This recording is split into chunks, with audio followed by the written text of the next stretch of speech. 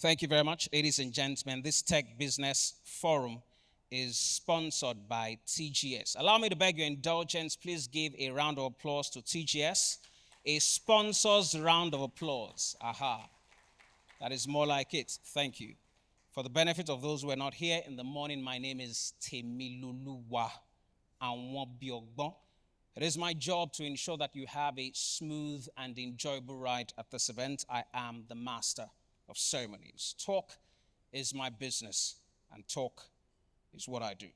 Thank you very much, ladies and gentlemen. I have the singular honor of recognizing our speakers and panelists who will be doing justice to the theme of this event. And yes, we have with us the Deputy Director, Basin Administration, Exploration, and Acreage Management at NUPRC, Ahmad Abdullahi. Round of applause for him. Thank you, sir. You're most welcome. It's an honor to have you with us today. We also have our keynote speaker, the Chief Technical Officer, Renaissance Africa Energy Company, Abdurrahman Mijin Yawa. And yes, he's represented at this event by none other than the head gas portfolio export and domestic gas, Engineer Ehimen Oko Agunloye. A round of applause for her. Thank you very much, ma'am. You're most welcome. It is an honor to have you with us today. The CTO of Ardell Holdings PLC, Dr. Ebenezer Age, is represented by the GM, Petroleum Engineering and Subsurface, Mr. Shola Olugbemiga. You're most welcome, sir. It's an honor to have you with us today. We also have the Vice President, Multi-Client for Africa, Mediterranean, Middle East at TGS, Rob Holding. Thank you, sir. You're most welcome.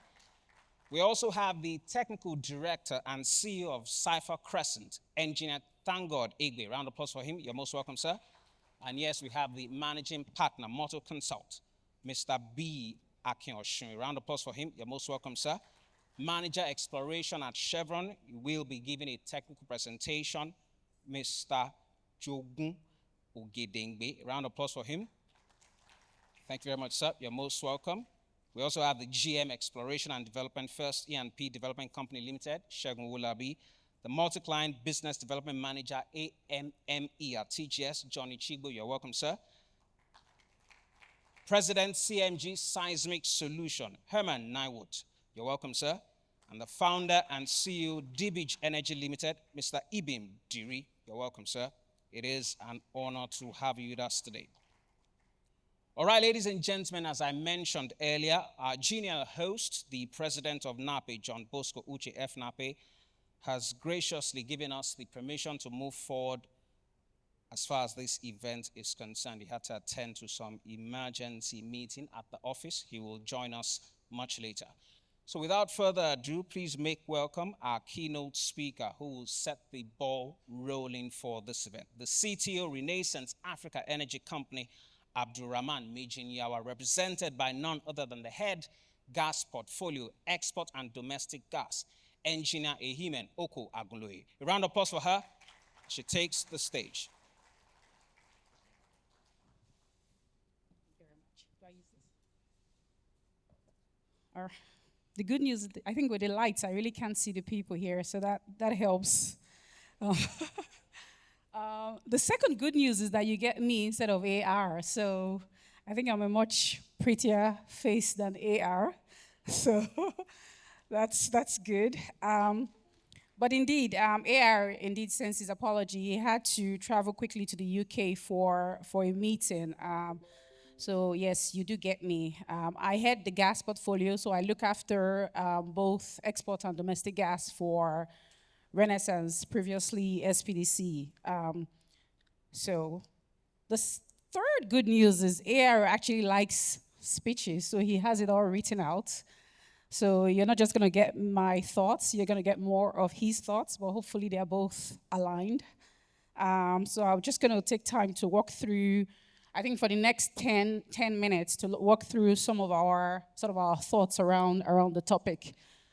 So indeed, I do stand on existing protocols, and then good afternoon, distinguished colleagues, industry leaders of NAPE. Indeed, for me, this is actually my very first time of being in NAPE, so I'm truly, truly excited for such an opportunity, and I'm deeply grateful. AR in himself is also very grateful for the opportunity to share his thoughts.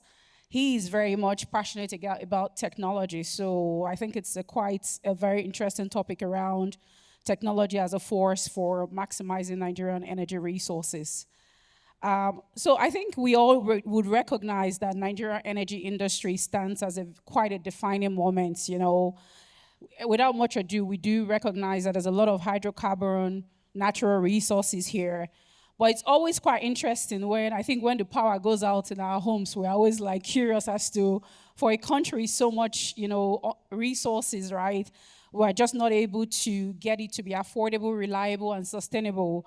So the real question indeed is, how do we resolve this conundrum, this problem where you do have the resources, but you just can't exploit or maximize it? So how do we truly exploit this opportunity using technology as a way to unlock the resources? Before I go deeper, just in case most of you guys don't know, like I didn't know how to use a lot of the AI technology. I don't know, by the raise of hand, who uses ChatGPT?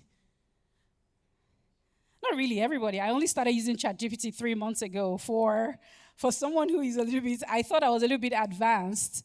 I only started using it like 3 months ago. But more so, my daughter, who is 10, uses some of the technology systems and AI. In fact, she tells me that ChatGPT is kind of outdated. They've moved into more recent technology, and she's only 10 years old. So I got to learn a lot from her. But really, I think at its core, it's really a practical application for solving problem. A couple of months ago, my sister and I, we traveled to Switzerland, and before we got there, my sister put all our schedule in ChatGPT, and it comes out with a whole program of events, exactly what you're going to do, where you're going to have dinner, where you're going to. The only thing is that my sister put our age. So by the time she put her age, ChatGPT was a bit kind and felt, okay, for your age, for ladies in your 40s, you probably don't want to go mountain climbing. So I felt bad about that because for me, I'm a runner. I run marathons, so I wanted to do something a little bit more hardcore. But she was like, ladies in their 40s who want a bit of a gentle holiday. So we had it quite simple. But indeed, I think it's a force multiplier in its roots. In terms of something, for me, I think technology amplifies the effectiveness sort of a unit beyond its capacity. So the way to think about it, if you have a small piece, like it just multiplies and expands it, beyond reach, beyond precision, beyond impact. So it allows us to generate more energy, more value, more possibility, and really is about using less to do more. I'll ask another question. How anybody has reading in a driverless car? Has anyone been bold enough to drive in a driverless car? Okay, no, by show of hands, really nobody. But I think, again, just the way to think about it, that's sort of the kind of thing that you can do with technology, right? It really makes things.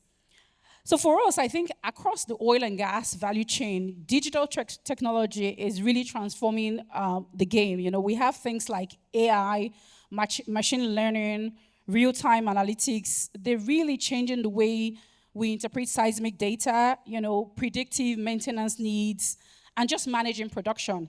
We have remote-less platforms. You can truly manage production and what you do without necessarily having to be there. So I think people who are familiar with things like digital twins, integrated workflows, what technology can do for the industry, for me, it's quite mind-blowing. I've been in the industry about 21 years, and if I go back to my early days when I started, offshore, it's quite interesting where now you can actually see what happens in the field without being there, right? You don't physically have to be there. So for me as a woman and as a mother, I just think how cool it would be without having to physically be on site. I can do things. So let's talk a little bit about my fantastic company called Renaissance. So at Renaissance, for us, is really not just it's not just theoretical, it's a little bit more transformational. It's operational, we leverage technology as much as we can, predictive analytics, machine learning. Indeed, we're trying to use it to reduce things like downtime and extend the life of the inherited SPDC infrastructure beyond systems, beyond culture. It's really about a culture of innovation and ownership. Just as an example, a couple of weeks ago, we took 1 week out we call it Innovation Week, just so that new ideas come in play and we begin to apply it in the system. So through initiatives like our AI Center of Excellence, Do-It-Yourself Innovation Platform, and as I mentioned, our Innovation Week, we are really embedding the intelligence on how we work and how data is not just information, but it's empowerment. Our teams use it to anticipate challenges, innovate solutions, and really create a new pathway for value.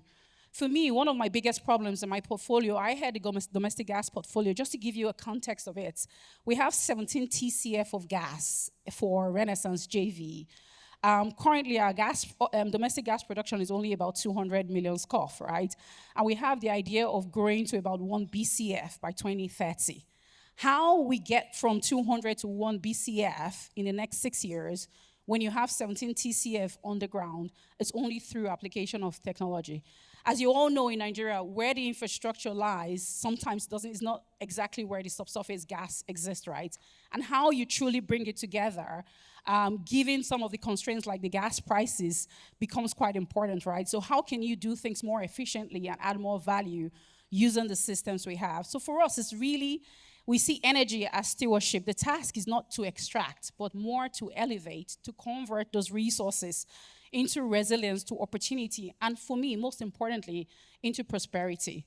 I know a couple of us lived abroad. I schooled in the UK. I went to Cambridge, but I had to come back to Nigeria because to me, it's a bit appalling for you to spend a lot of your intellectual capacity, but also your energy in countries where, no offense to our neighbors and our friends, but I think the need in Africa is huge. And I think the call for us to do something different, it's big. And really, for me, it's a story of resilience, of reinvention. How do you do operational turnaround into digital transformation and really proving that indigenous companies like Renaissance can lead the African energy transformation?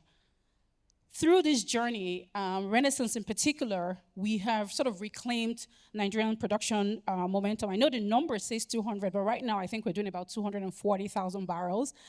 And by very soon, we're going to hit 2 BCF of gas. For me, that's just transformational. And the ambition is not to stop here. The ambition is by 2030, we're going to get to 500. And as I mentioned, domestic gas is going to get to 1 BCF. And for us, it's not really about volume alone. It's more around value for the economy, value for the people, but more importantly, value for the planet. So as we say, it's energy for the people and energy for the planet. Before I round up, just a few more points. I think on Renaissance, our ambition is anchored on 4 points and 4 key pillars. One, it's about optimizing existing assets. You have to use what you have, right? Next is about how do you develop the undeveloped field to add to your growth potential. But also you want to strengthen your infrastructure, right, and reliability. And more importantly, you want to build very strategic partnership. As we live through our core value, we call it CRIPS. I hope you've heard of it. It's collaboration, respect, integrity, performance, and safety. These are not just slogans. They are the compass, how we guide, how we act, how we lead, and how we deliver courage and purpose. For us, technology is a true multiplier.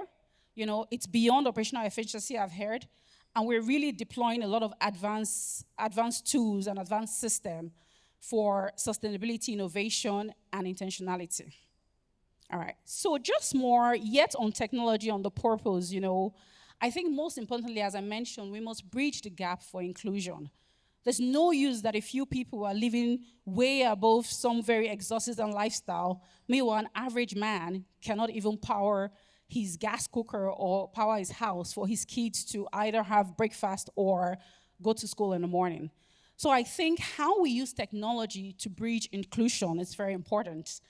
As I speak to you, 80 million Nigerians still lack reliable electricity.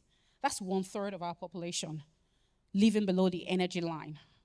The challenge for us is to really rethink how we deliver energy. There are things like modular gas to power, smart grid, decentralized system, but their success truly depends on us in this room, the producers, and also, of course, all the enablers to ensure that we secure oil and gas as a foundational enabler. Technology in its sense, I think what I'm trying to say and what I've been trying to say for, I don't know how long I've been speaking, but really it's more than a tool.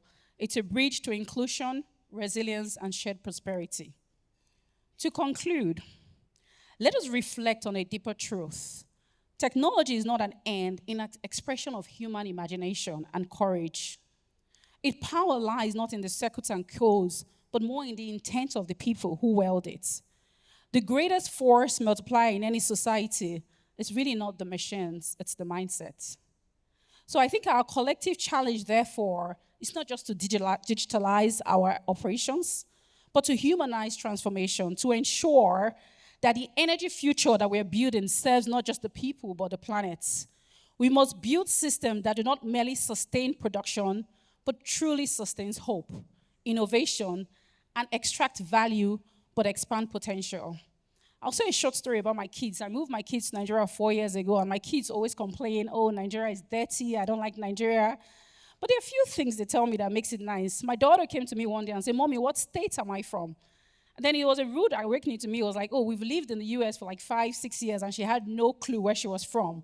So truly, how can I create a Nigeria that my daughter feels proud to live in? And she does not necessarily feel that to truly achieve her potential, she needs to live in the States. And she needs to be here so she knows that she's from Ogun State. So now she knows. We must reimagine the future of energy as a moral contract, a commitment to progress, uplifting community, preserving nature, and empowering generations yet unborn. My kids are Generation Alpha. I wonder what the next generation is going to be called, but I can imagine me feeling very proud. You know, as I said, I'm in my 40s, I've worked 20 something years, but in 20 years' time, I hope that what we do today, by virtue of being here together, truly drives the change that we're looking for. So as a generation, let's redefine energy leadership in Africa. The generation that dares to innovate, to collaborate, and believes that the technology is just not a force for productivity, but for prosperity and progress. Let's build it together. Thank you.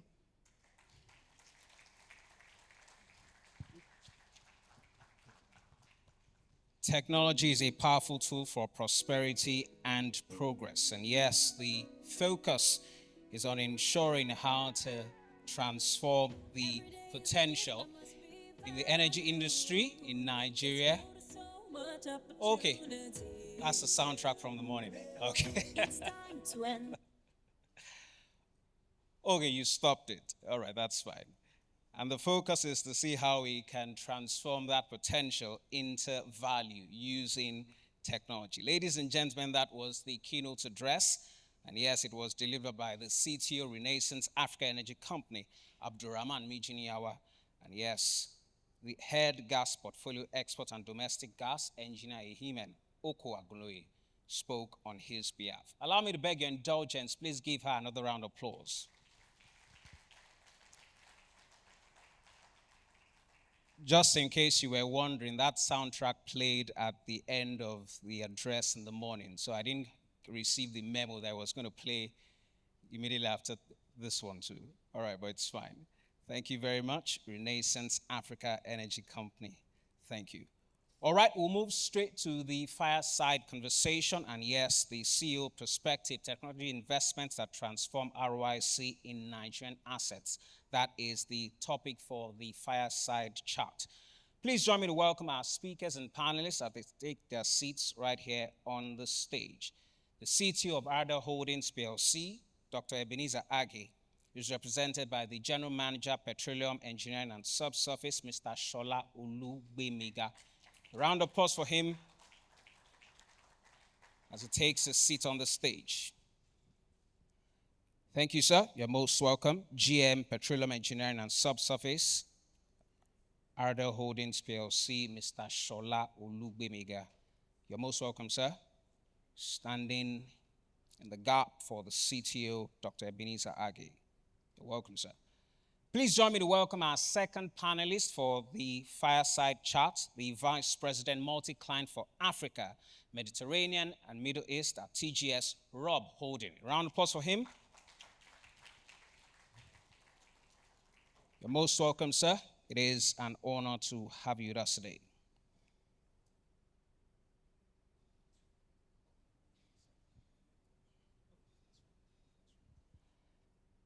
Also joining us on stage is the technical director and CEO of Cypher Crescent, Engineer Thank God Igbe. Round of applause for him.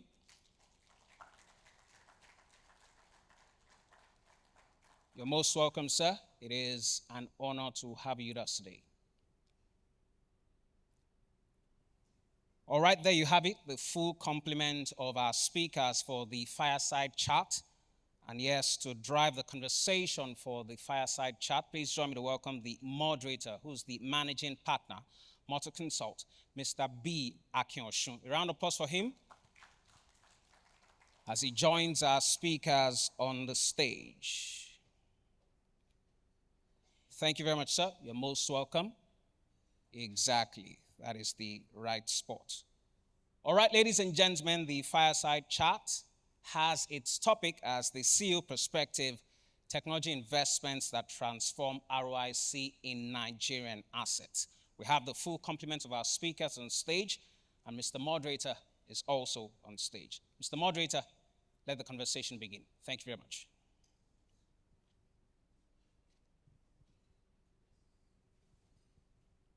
Yes, good afternoon, everyone, for attending. Thanks for attending this session today. And thank you very much, Mr. MC. Is that the time we have left? Interesting. Okay, this will be interesting. Yes, I would like to welcome all our panelists. You've already been introduced, so that I think that shaves off 5 minutes from my time. And we'll just go straight on to what the real question for today is how do we choose the technologies that actually move ROIC, performance, and productivity rather than just add cost and complexity? We're all aware of the desire, the need where we go into, oh, we need this solution, and then we all just go forth and procure, ending up with different silos of technologies and services. But the question is, how do we really maximize on the investments? So my first question will go to Mr. Shola Olugbemiga. Aradel, I'll start with you. Aradel has placed strong focus on extracting more value from existing assets rather than simply acquiring new ones. From your vantage point, which technologies have meaningfully improved recovery factors or margins, and how did you determine their worth or that they were worth the investment?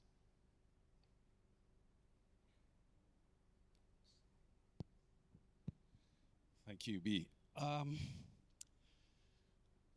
Aradel being a mid-sized operator and actually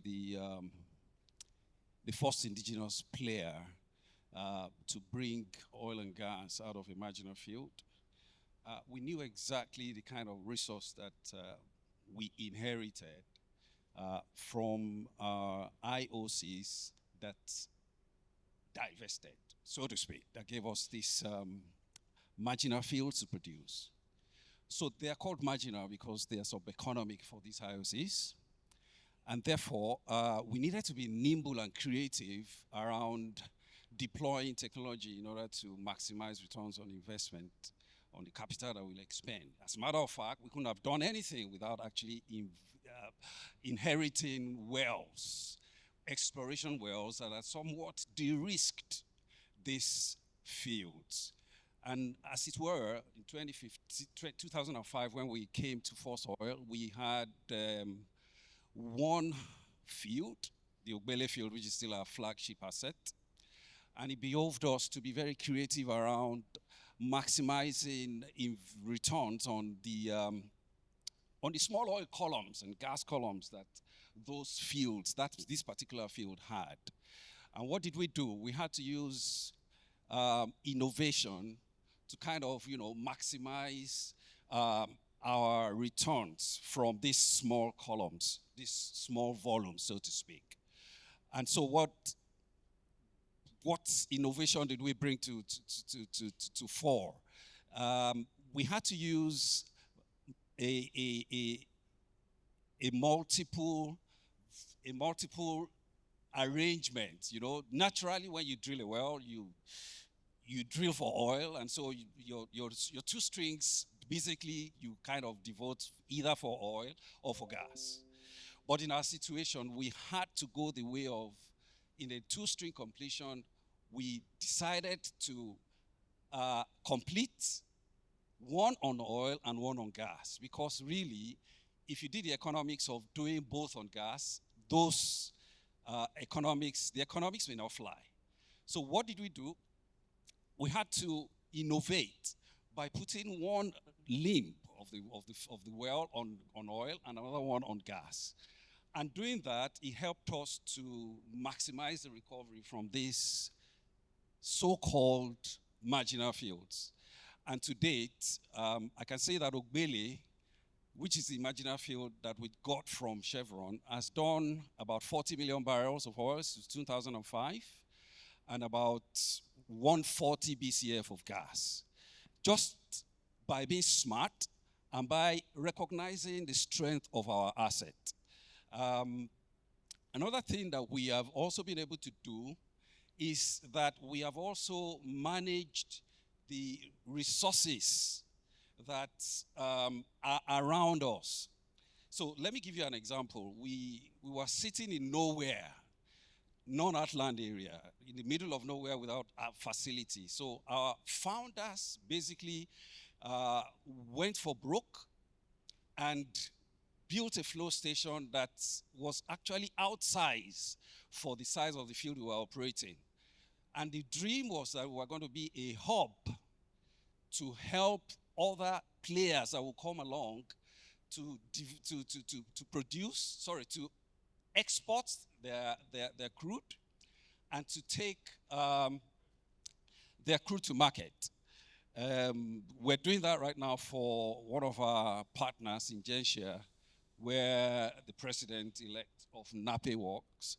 And with that, we have become an enabler, a solver of problems, really, because exactly what technology does is that it solves problems. It sees the problems and it solves it. So we've been able to adapt to what we have by using a two-string situation to produce both oil and gas in the same well, which is quite innovative. And then we have also become a partner in progress to help our neighbors whose assets would have been otherwise stranded and would have not been able to get to market to bring their products to market by being that middle player for them. Thank you. Fantastic. Thank you very much. So that's using technology that works, solving specific problems, measurable as well. Thank you very much. I'm going to broaden the lens now. Rob, good afternoon. I was testing your mic. Good afternoon. My question to you would be the cost of subsurface uncertainty remains high in many Nigerian basins. How is integrated multi-client data changing investment confidence, especially in areas where field performance has historically been unpredictable? Thank you for the question, and thank you, esteemed guests, ladies and gentlemen, and thank you for inviting me onto this this panel. I think I'll just start by saying, TGS has been working in Nigeria for, well, over 25 years, I think. And most of that time we've been acquiring seismic data offshore. And we have been serving the exploration and production business for a long time. I think we have a product, the Mega Survey, which is a merge of all of the vintage data sets offshore Nigeria.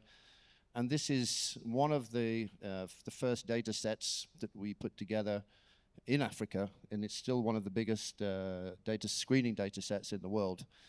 Now, this is something that we have brought to the exploration business.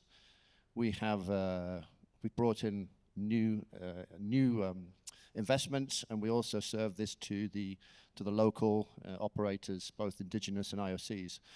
We're also doing a lot of rejuvenation of those underlying data sets, and some of the modern processing flow brings excellent quality to some of the reprocessing, and we've seen that recently bring some of the imaging up in some of the older data sets, such that they are even drill ready data sets. So this is one of the areas where we're focusing, and it's a very cost-effective way of bringing new data to the market. And of course, we all want new data. We've seen that we've, sorry, losing my train of thought. We love to bring acquisition technology here to Nigeria. And as I said, we've been doing that for many years. And most recently, we've acquired a very large data set in the deep water, the Awele multi-client 3D. This is now showing excellent imaging quality in the outer toe thrust of the delta and imaging that deeper Akata shale, which I know that many operators have been trying to image over the years, and reprocessing hasn't been able to do that.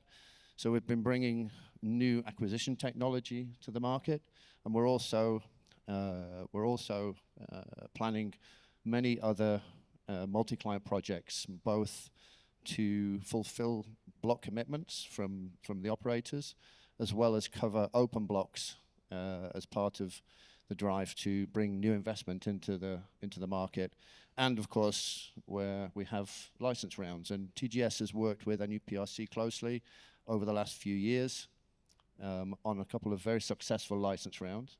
And actually, great news this morning, the CCE is in London today, and he announced live on YouTube that he has had the approval from the highest authority to go ahead with the next offshore license round.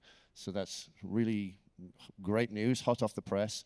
And of course, we'll look forward to partnering with NUPRC on that and bringing investment to the market.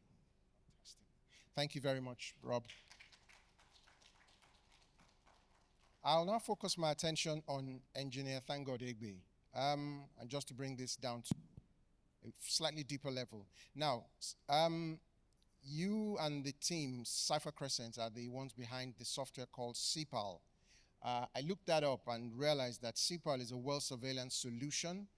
From the definition I found, it says it's a well and reservoir management software which, unlike any tool that currently exists, manages thousands of wells and their components in a single database, simplifies well integrity management, reveals opportunities for production enhancement, and guarantees data integrity and availability even in brown fields.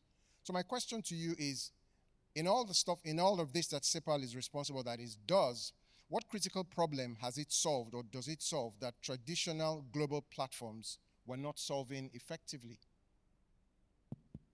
Okay, thank you, and good afternoon all. Thanks for inviting me to speak in this event. I'm passionate about technology.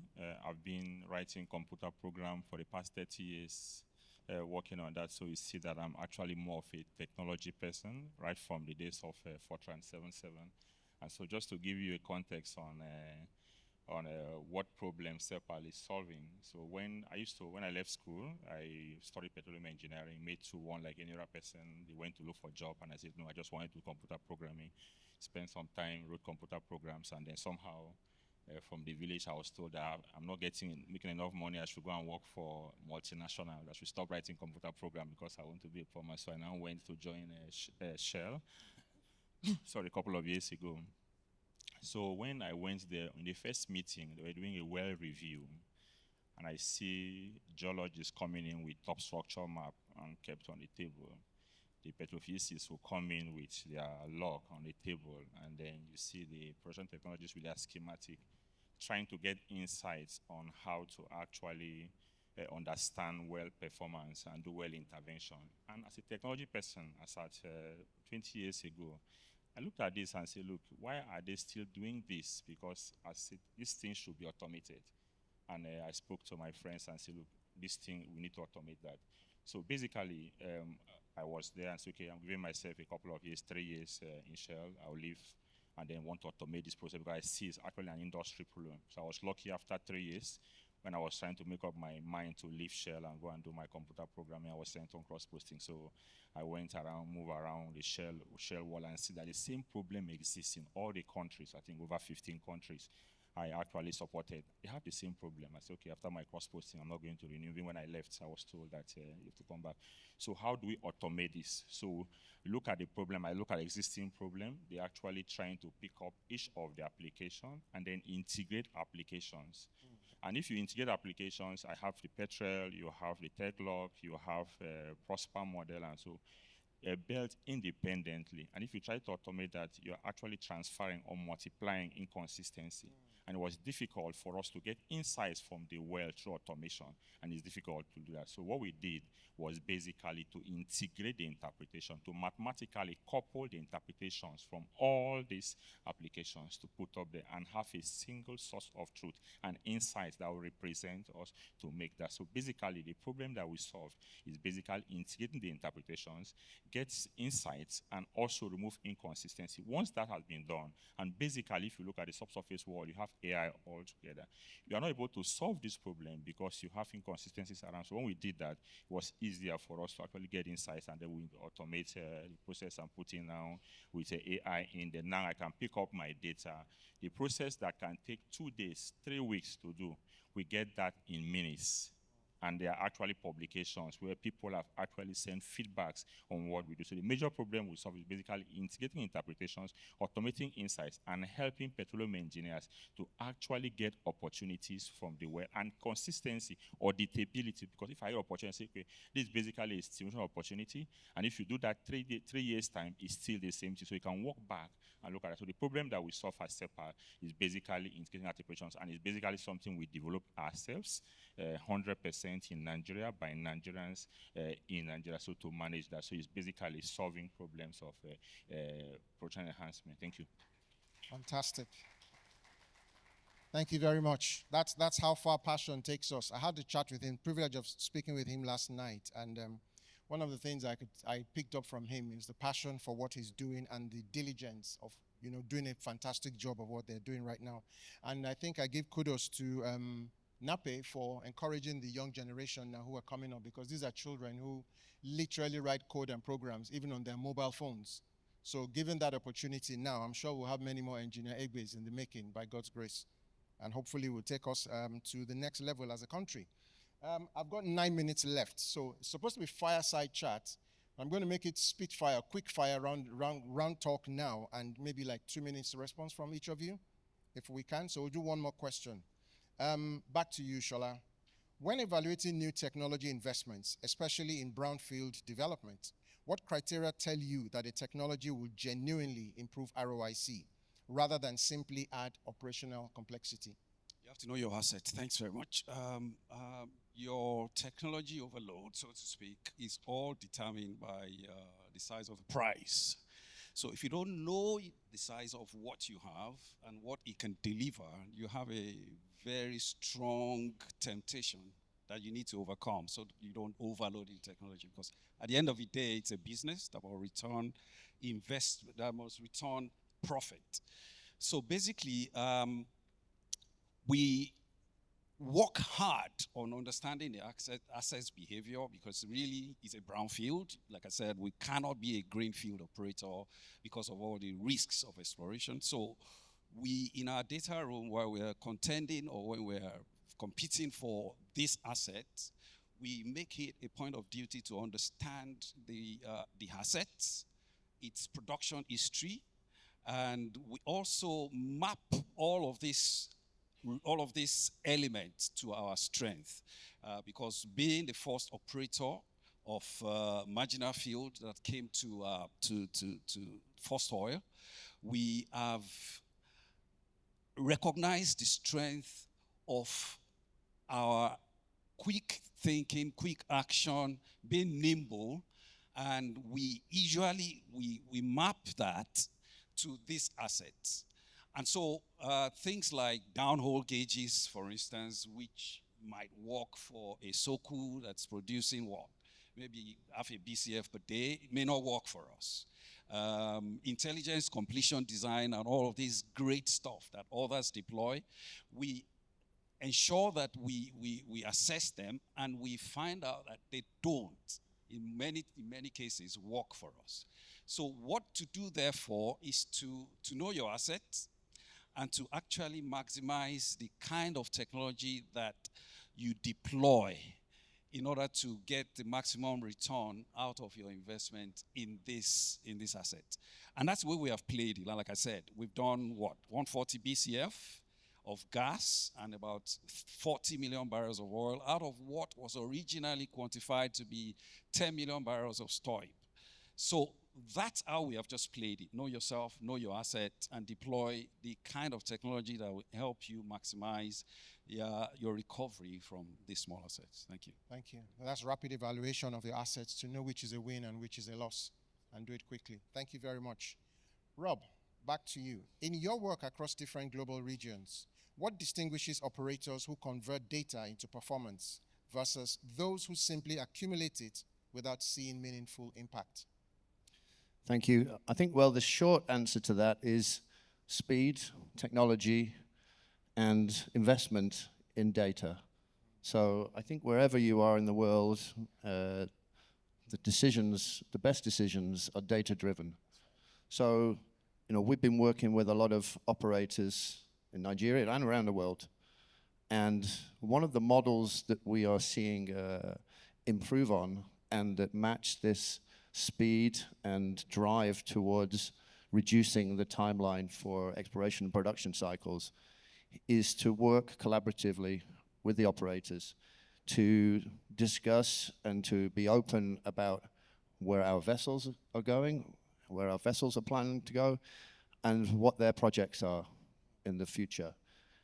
And we can be negotiating, we can be planning seismic surveys in parallel to their negotiations for PSCs, for block awards, so that upon PSC ratification, we can be firing first shot. And that's the best way of reducing the time, the life cycle, because going to tender can take another year, can add another year to the process. So we're seeing this predominance more and more. We do it with Exxon, we do it with Eni, with Petrobras, with Chevron. And we're seeing this as a much more predominance in terms of trying to reduce that exploration and production life cycle. And I think the multi-client model really works well for that. Awesome, fantastic. So basically, data is the gold that we're dealing with. That's the medium of transaction, really, that helps to drive the decisions more accurately. Thank you very much. Engineer Egbe, I'm going to close this round, well, our final round, in 4 minutes. With this, what is the future opportunity landscape? Nigeria is working to monetize flared and stranded gas. Based on your gas-to-liquid research experience, where is the practical breakout opportunity for scalable small-scale GTL, and what conditions need to be in place to unlock that opportunity at scale? Okay, thanks. Still back to technology, and just to look at how we went into GTL in a very short distance when Nigeria declared the 2021 to 2030 decade of gas. I think a couple of persons in government met us. So, Cypher Crescent, you guys have done a lot in oil. Your software is being used by a lot of companies. What can you do for Nigeria in gas? And that question, they asked that question like 3-4 times, and they start looking at what do we do. And then when I say, okay, yes, let's go to GTL, gas to liquid, and then put up something. So GTL, for those who study chemical engineering, they know about a Fischer-Tropsch process. It's actually the catalytic combination of CO, carbon monoxide, and hydrogen to actually form high molecular weight hydrocarbons. So the research we are doing, and is being patented, is basically how do we convert flare gas to actually high molecular weight hydrocarbon like diesel, naphtha, and of course, depending on what you want, LPG. And it's basically one of those technology that is being developed that will transform the landscape of local content, that will transform the landscape of gas monetization, where you have flared gas of 1 million scof, 2 million scof, and up to like 5 million scof of gas. How do we convert that using modular GTL? So what we have done in the last 3 years is basically to actually mathematically simulate the whole processes to be sure that, of course, you have the The major technology is basically fisher troughs, but upstream of that is where you actually get your feedstock preparation, and then which we use actually autothermal reforming, and then downstream of that, you use the hydrocarbon cracking. So what we have done, of course, the fisher trough process is actually an exothermic reaction, and while the autothermal reforming is endothermic. What we have done is to mathematically couple the fisher trough process as well as the autothermal reforming process together and manage heat transfer. So what is managed that helps us to actually create a modular simulator, a modular system that will be able to be deployed from field to field to convert the flare gas. It's 100% technology that is going to be developed in Nigeria, and it changes the landscape of manufacturing across the country, where you can look at each of them, and then we're using, of course, high precision manufacturing to manage that. The conditions we need to put around there is basically, of course, policies together to actually drive most of the things that we do. So if we get the manufacturing right, I'm sure it transforms the landscape of local content, the landscape of gas monetization, and also as additional pathway for gas monetization, because currently the decade of gas doesn't have gas to liquid as a pathway for gas monetization. So what we are bringing in is basically to multiply the pathway to manage that, and it's actually really very cheap because it's a technology that can convert it to, depending on the process you have, the reaction conditions. You can actually have diesel, you can, of course, synthetic diesel, jet fuel, and a couple of other high-value hydrocarbons from gas. And one good thing about it, apart from gas, is that the feedstock that you are having, the process is the same. This technology we are doing now can also convert coal to gas, and it can also convert biomass to gas. So for now, we are actually focused on natural gas to liquid, but after that, the whole capability that is required to convert biomass to gas exists in our company. And we are currently building a research institute, University of Port Harcourt, called Energy Technology Institute, where this research will be domiciled, because it's going to go through the value chain of all the engineering to manage that. So it's basically that. So I'm sorry, because of time, I just said stop here, but I thank you. Thank you. Thank you very much. So the opportunity ahead is not just simply to buy technology, but is also to align people, data, capital, and purpose around the right problems.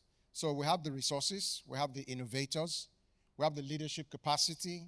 The next multiplier is execution and alignment. So join me in thanking all the panelists for joining us today, and I want to say thank you to every one of you for attending this session. Our time is out. Yes, I have times up here, so I need to get out of here before I'm thrown out. Thank you very much. Have a wonderful day. All right, thank you very much, panelists. Thank you very much. Please step forward. We'll have a group photograph. Don't be in a hurry to leave the stage. We love your handsome faces so much. We'd like to have them on record. Yes, group photograph. We'll have one without the plaques, then the second group photograph with the plaques. So our host, the president of NAPE, John Bosco Uche, FNAPE, will join them on stage right about now.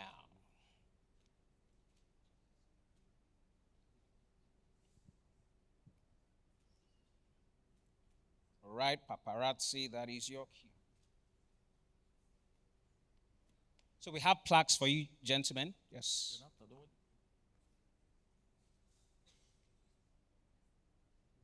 Dr. Ebenezer Age.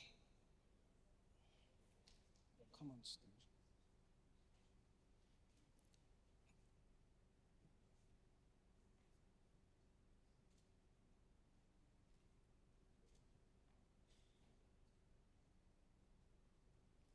All right, paparazzi, that must be like 1,000 pictures already.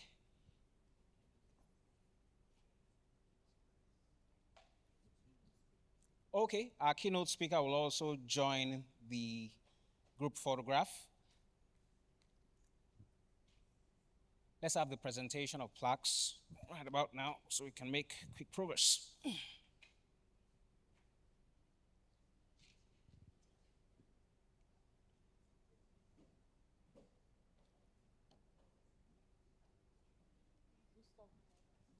Yes.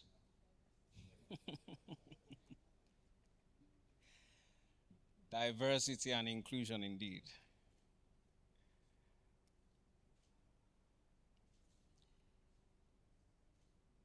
All right, the plaque for Dr. Ebenezer Age. Thank you. Rob Holding, next. After that, thank God, Egbe. After that, Biak. Yes.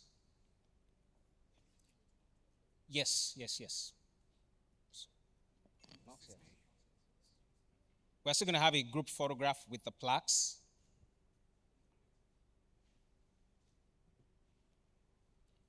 All right.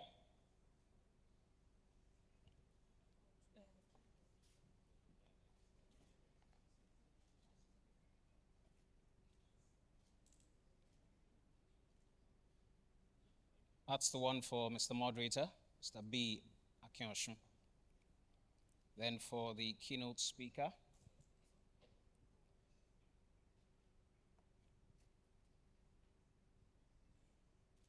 so once we're done with this group photograph and the words plaque presentation, we'll move straight to take words from the president. So we'll have the president's remarks immediately after now.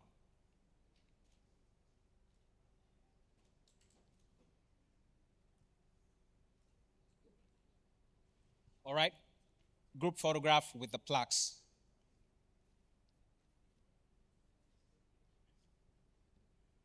So ladies and gentlemen, there you have it, fireside chat wrapped up, the CEO perspective, technology investments that transform ROIC in Nigerian assets. Thank and appreciate all our speakers for adding their voices to the conversation and enriching the discussion. A round of applause for them as they go back to their seats. And right about now, we'll take remarks from our president. So yes, president's remarks, John Bosco Uche FNAPE. Over to you, sir. Thank you very much, Mr. MC, and good afternoon, ladies and gentlemen. First, to apologize that I was not here at the beginning. I had to, I was called into something else, and I also missed another important session, but thanks, PE. Apologies, I couldn't come back as well. So just to say, we've had the very first session, and I'm quite happy that this is going, and the second one is going to happen. The Tech Business Forum, it's something that we in NAPE thought we needed to start. Actually, this started last year when I was the president-elect.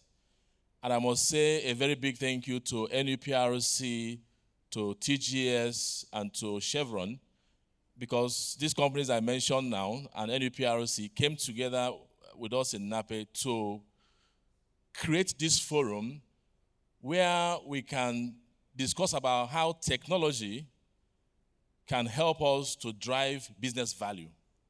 Because as you will imagine in NAPE, we typically will do the management session, largely business oriented, the executive session, the all conventional launch and the rest of things like that.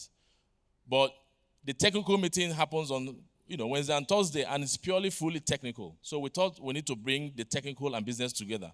And the only way to bring the technical and business together was to create this Tech Business Forum. So this is the second year that is running. And I can believe that you already see the value from the panel that just finished, or the fireside chat.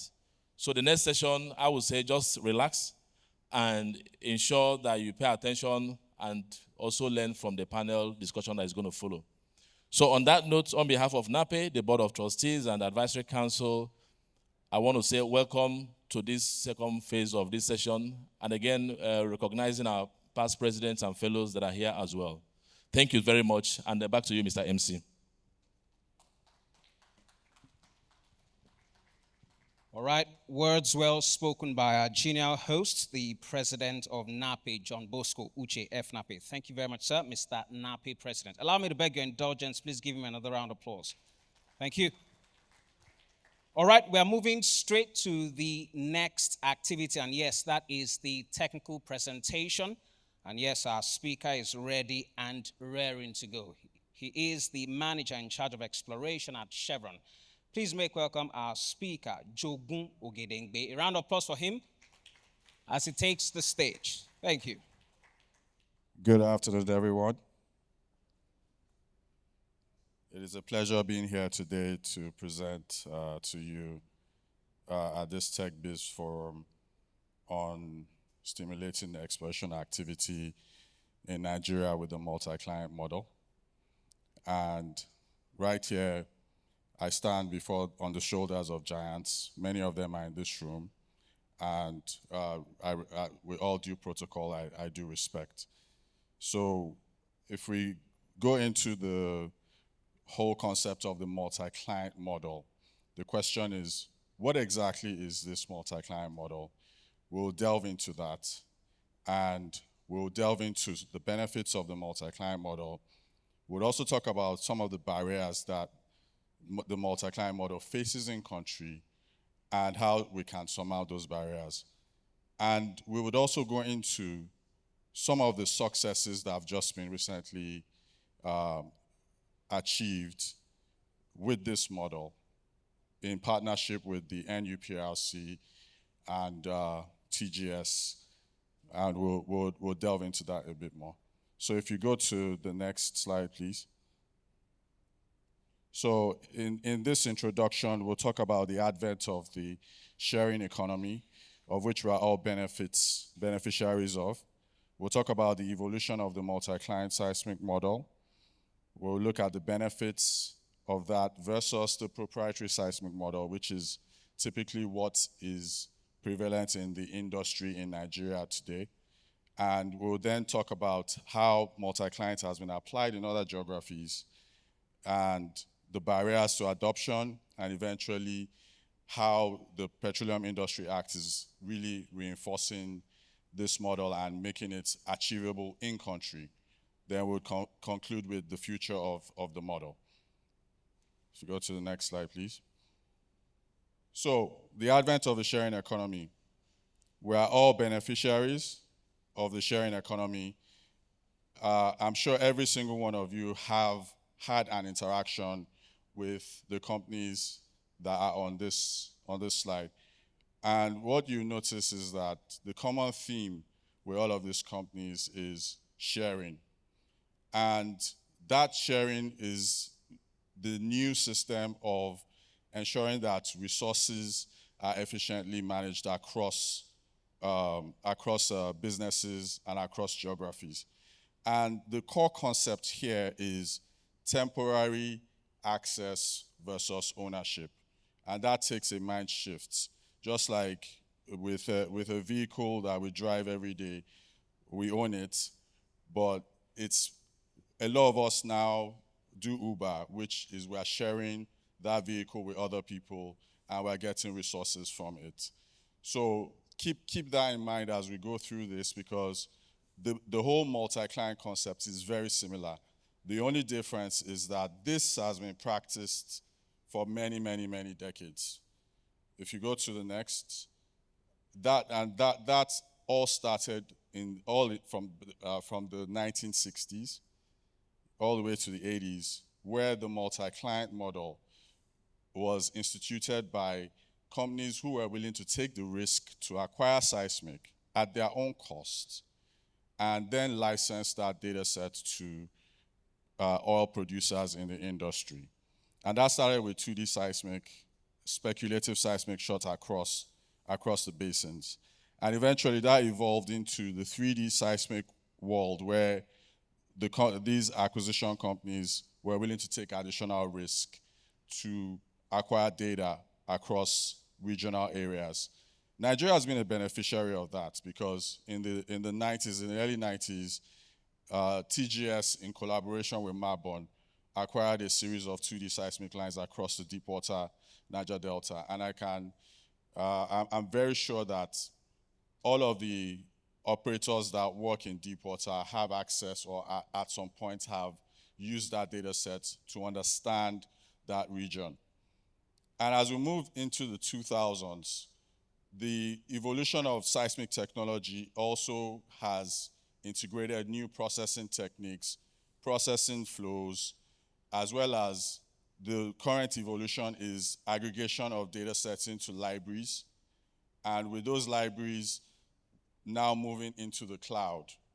So, and Rob mentioned some of that in the conversation, like the mega merge that was done recently that covers a large area of the Niger Delta. And that is very important for us to understand the region better and to make efficient and effective exploration decisions. So what are the benefits of the multi-client seismic model versus the proprietary seismic. If you go to the next. So with the multi-client model, obviously, because the seismic company is willing to acquire the data sets, they can partner with the government. The government of Nigeria owns all seismic in Nigeria, and companies that partner with the government with the acquisition of seismic can get some benefit for doing that, but they have to be willing to take the risk. And to be able to take that risk, they will need partnership with the operators in the industry. So multiple oil companies can gain access to it, and that's why it's called the multi-client model. Multiple clients acquire, or multiple clients licensing the same seismic data set. And obviously, if those clients are willing to pre-fund the seismic, it leads to a reduction in the cost. And it leads to broader coverage because you have multiple entities willing to participate in that seismic. And that can lead to regional data sets that cover geographic regions. When you compare that with the proprietary seismic model, it is the oil company or the energy company that takes on the risk of acquiring that data set. And because they only have a small area that they have rights to, they really can't acquire beyond that area. And if there is, for instance, a prospect that cuts across their block into an open area or into another block, they are restricted. So they never really get to see the full picture of that opportunity. The oil company also assumes all the risk with mobilization, demobilization, service, security, and all of those costs make the proprietary model more expensive. You get smaller coverage, and it only has a single access. And one thing to also note is that even with that single access, after 5 years, the data set reverts back to the government because the government owns the data set. So that proprietary rights only exist for a little while under the Petroleum Industry Act. Now, if we go to the next slide, the question then is, how has this been applied in other areas? If you look at the more developed regions like the United States and Norway, they are way advanced with narrow azimuth multi-client, there's wide azimuth multi-client data, and there's also sparse node multi-client seismic. In Norway, that also is the case. In Brazil, now we're hearing that there's also sparse node multi-client available in Brazil. Nigeria is still behind, and Nigeria is an emerging economy that has a lot of potential to catch up in terms of seismic technology. But it's going to take a lot of collaboration across the industry and adopting and embracing a sharing mindset instead of wanting to maintain things in silos and in proprietary space.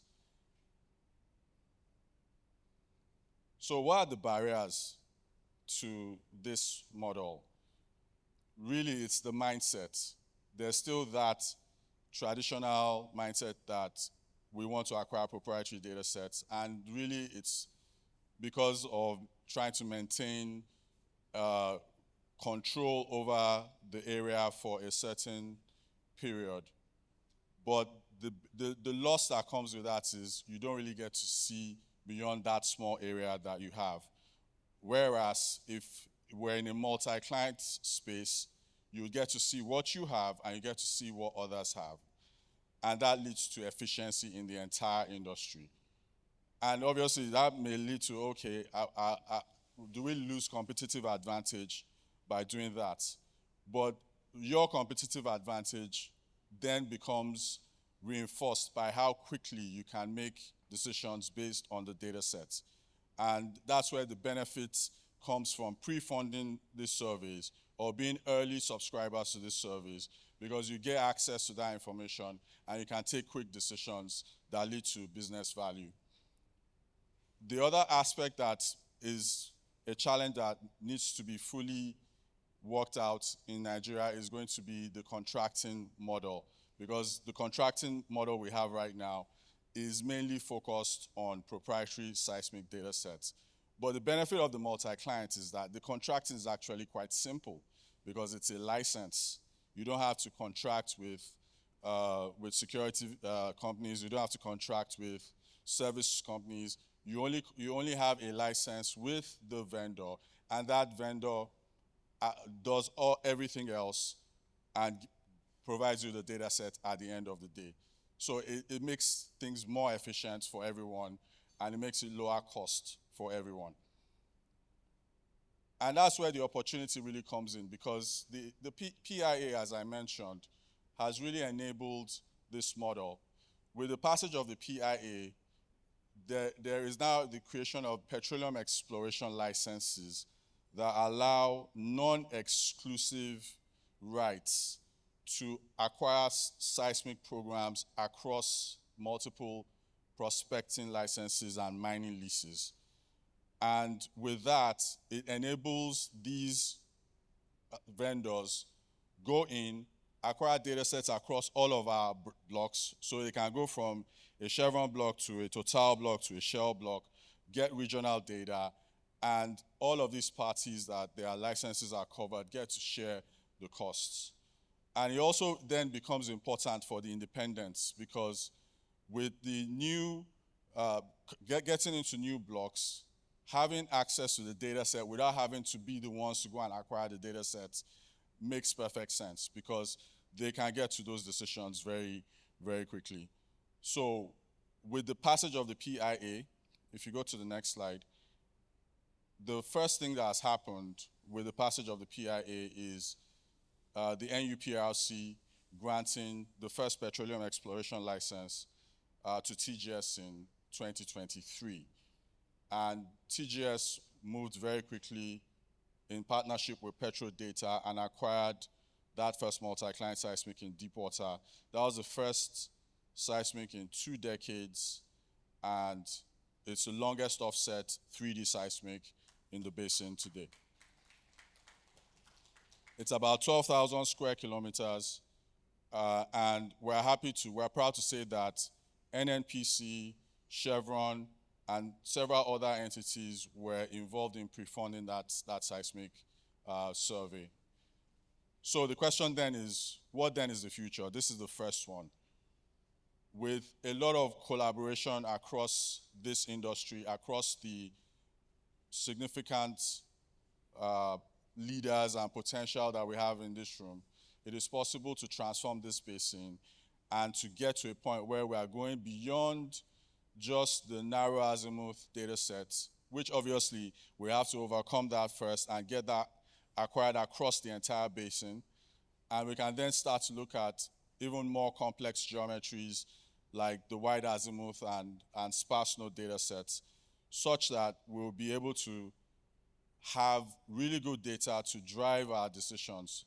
And that would then eventually lead to discoveries of new barrels and help the country meet its objectives of increasing production in the long term, to the benefit of these independent companies, the IOCs, and the entire industry and the communities that we all serve.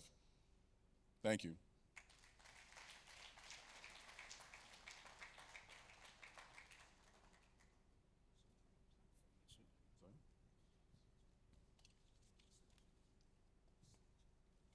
All right, that was a very, very informative presentation regarding the workings and operations of the multi-client seismic model.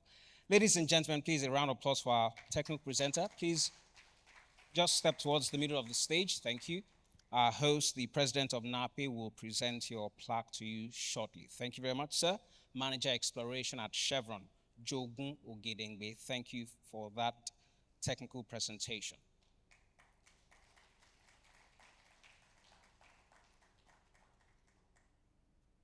All right, once that is done and out of the way, we would move straight to play a game for the next few minutes. And remember, once that is also wrapped up, we have a panel session that will happen immediately after.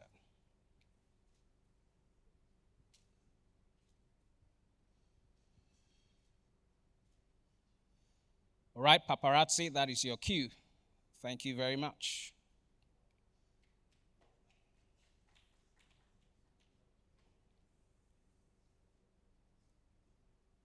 All right, thank you very much.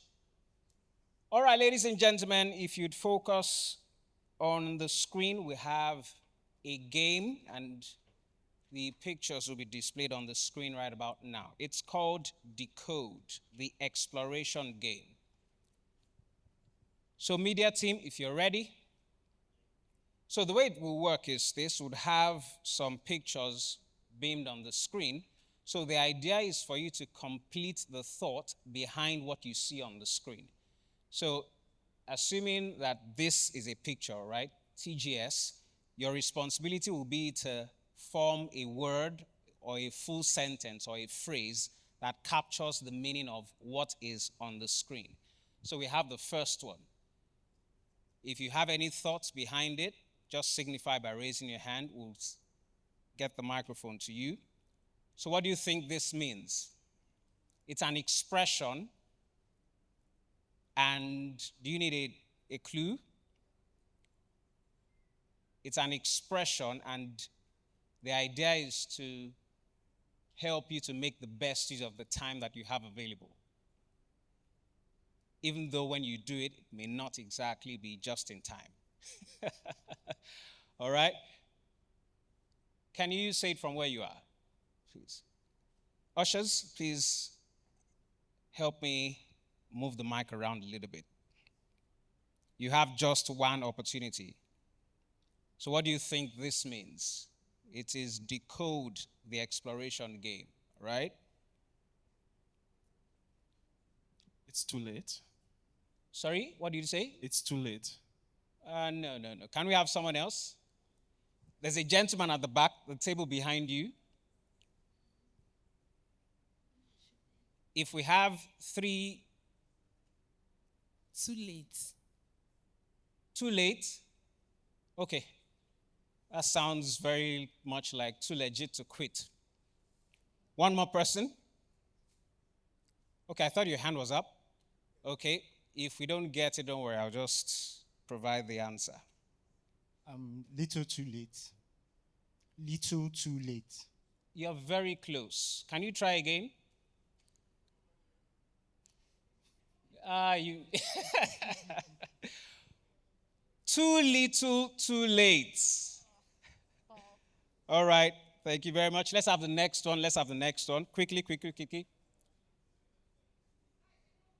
Any takers? Please give it to the lady in the red dress. Working 9 to 5. Oh, congratulations. A round of applause for her. Thank you. Next. Any takers? This is a common saying. All you just need to do is piece the words together. Okay, it says 1 step forward, 2 steps back. Congratulations. 1 step forward, 2 steps backward. Yes, that's it. Any takers? Okay. No. For instance. For instance. Correct. Next. We have a gentleman on that side of the hall. First time trials only, please. Live for today. Congratulations. Correct. Live for today. Congratulations. All right, let's move. Next one. This is not what you think it is. It is not what you think it is. Any takers?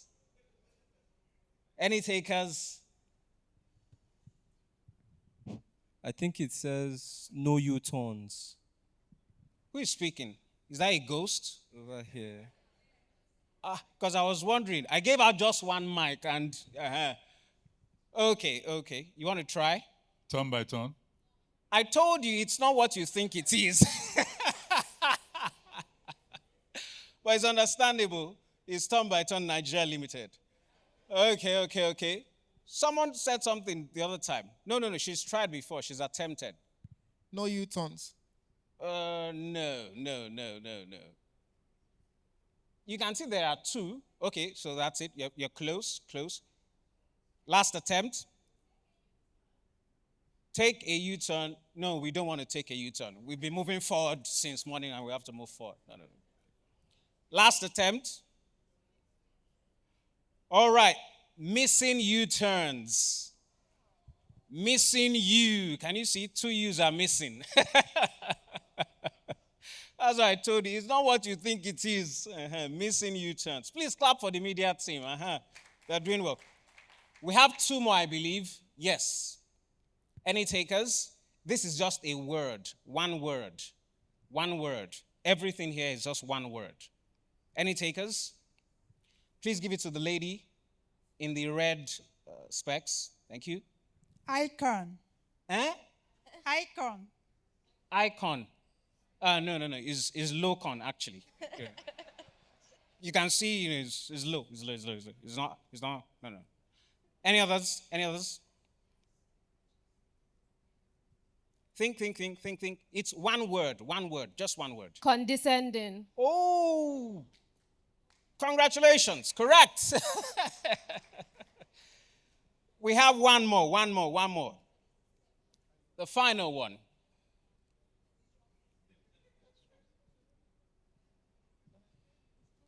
H2O.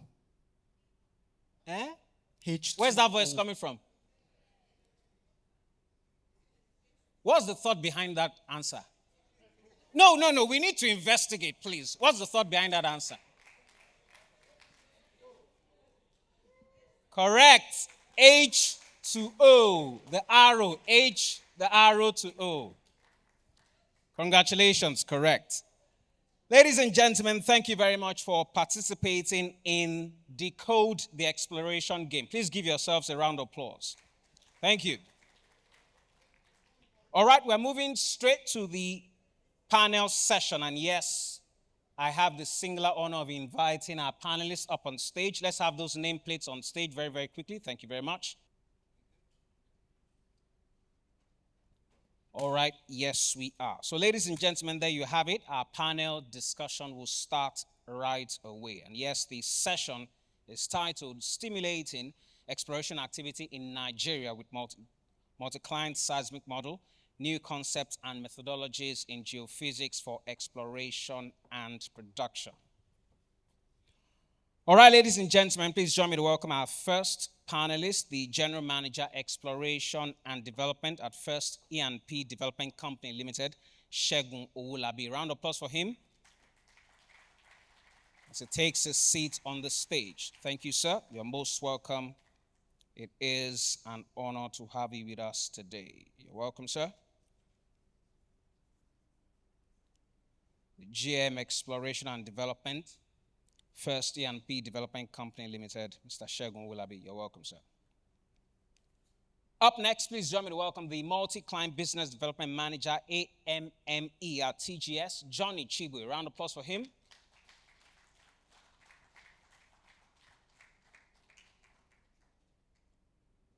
We have stairs on either side of the stage, so left or right, your preference, really. Thank you, sir. You're welcome. It is an honor to have you with us today. Ladies and gentlemen, join me to welcome our next panelist, the Deputy Director, Basinal Administration, Exploration and Acreage Management at NUPRC, Mr. Ahmad Abdullahi. Round of applause for him as he takes his seat on the stage. You're most welcome, sir. It is an honor to have you with us today.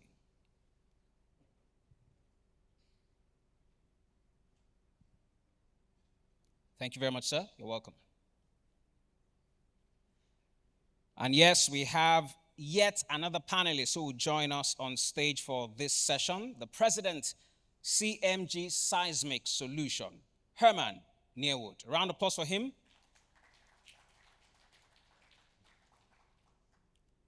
Thank you very much, sir. It is an honor to have you with us today. Your seat is right here. So the program has been tweaked a little bit. The moderator informed me that, yes, we have yet another panelist who will complete the setup. Please make welcome Sales Manager at TGS, Matt Pyatt. A round of applause for him. So that will be your seat right there at the end of the stage. Thank you very much, Sales Manager at TGS, Matt Pyatt. You're most welcome, sir. It is an honor to have you with us today.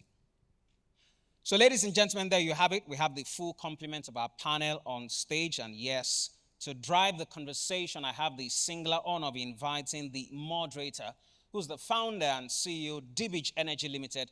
Please make welcome Mr. Ibim Jiri. Round of applause for him as he takes the stage to ensure that, yes, we have a robust discussion. Thank you very much, Mr. Moderator. Stimulating exploration activity in Nigeria with multi-client seismic model, new concepts and methodologies in geophysics for exploration and production. The full complement of our panel is ready. Mr. Moderator is seated. Mr. Moderator, let the conversation begin. Thank you. Good afternoon, everyone. Good afternoon. I feel we've been sitting for a little while. Can we just stand up for a few seconds? Stretch our body. To the left, to the right. Yeah, you can have your seat. Thank you very much.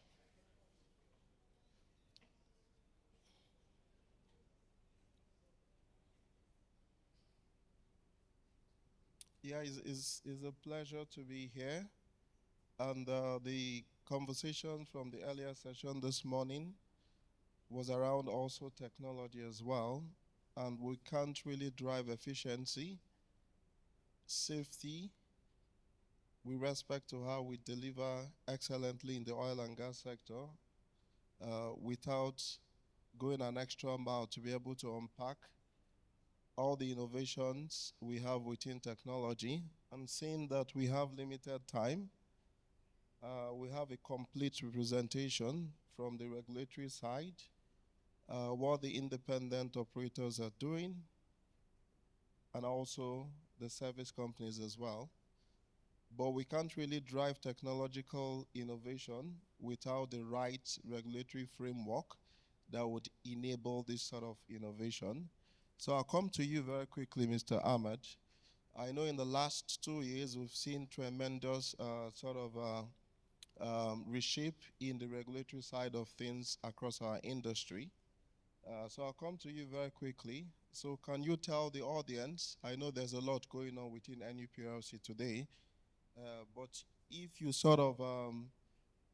in few words, can you give us examples of what the Commission is doing to support technological innovation that is at the forefront of driving exploration and production? Just a few examples with respect to the work you're involved with at the Commission. Thank you. Thank you, the moderator, and good afternoon, everyone. I appreciate NAPE for inviting me to this panel conversation, and then for TGS sponsoring the panel, the tech session also. I would like to look at it from the perspective of the National Data Repository. If you take the concept of the National Data Repository, you're going to see that it is centered around utilizing technology to warehouse or centrally collect legacy data, because if you look at the Nigerian oil and gas landscape in the last 5-6 decades, you have data siloed or banked or warehoused by individual companies.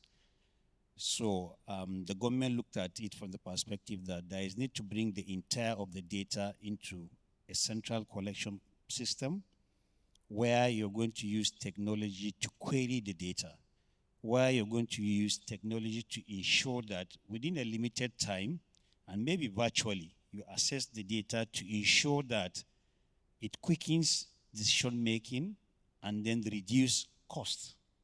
In that case, you improve efficiency.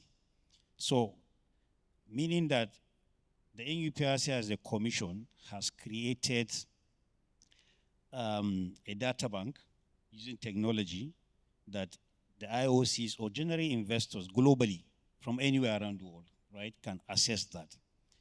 Again, we have we have another data mining center that uses analytics here in Lagos. That's the IDMC center, where the data will be used to create insights, right? Again, that is using technology.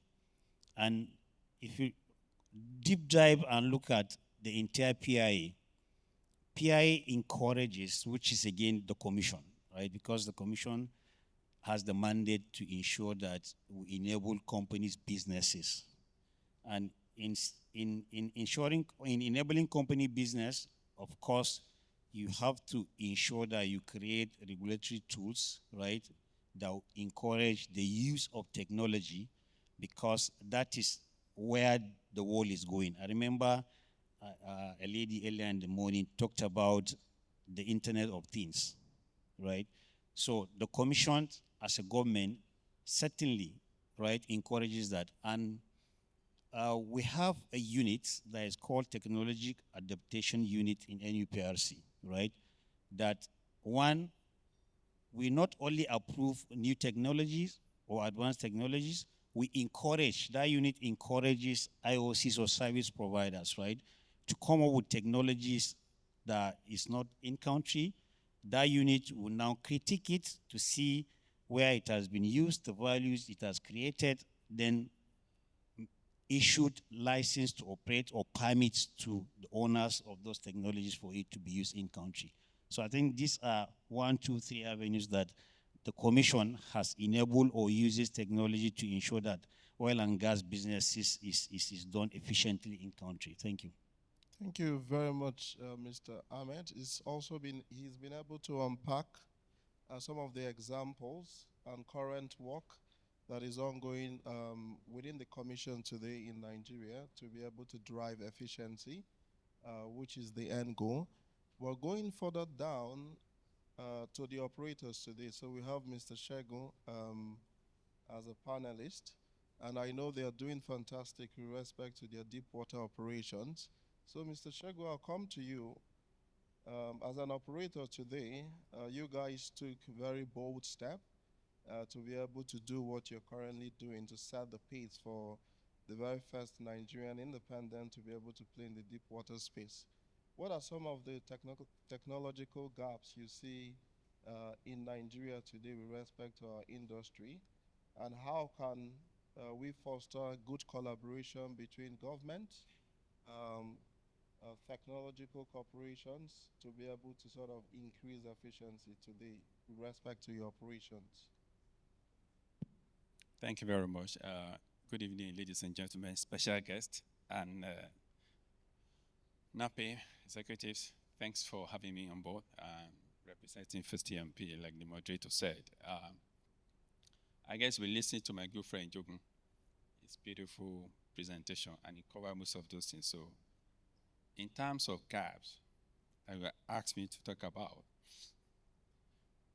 in Nigeria today, there are a few challenges with multi-client. Multi-client comes with a bunch of data, volumes, terabytes of data. And one of the challenges of data is, how do we manage it? How do we store it? And I think that's one of the challenges we have. So I remember in First TMP, when we first shot the first set of seismic around 5 or 6 years ago, it was on this big tape. And then we stored it there, we use it. But you see, you have to reprocess it after 2 or 3 years. That's one of the challenges. The technology for managing seismic is not static.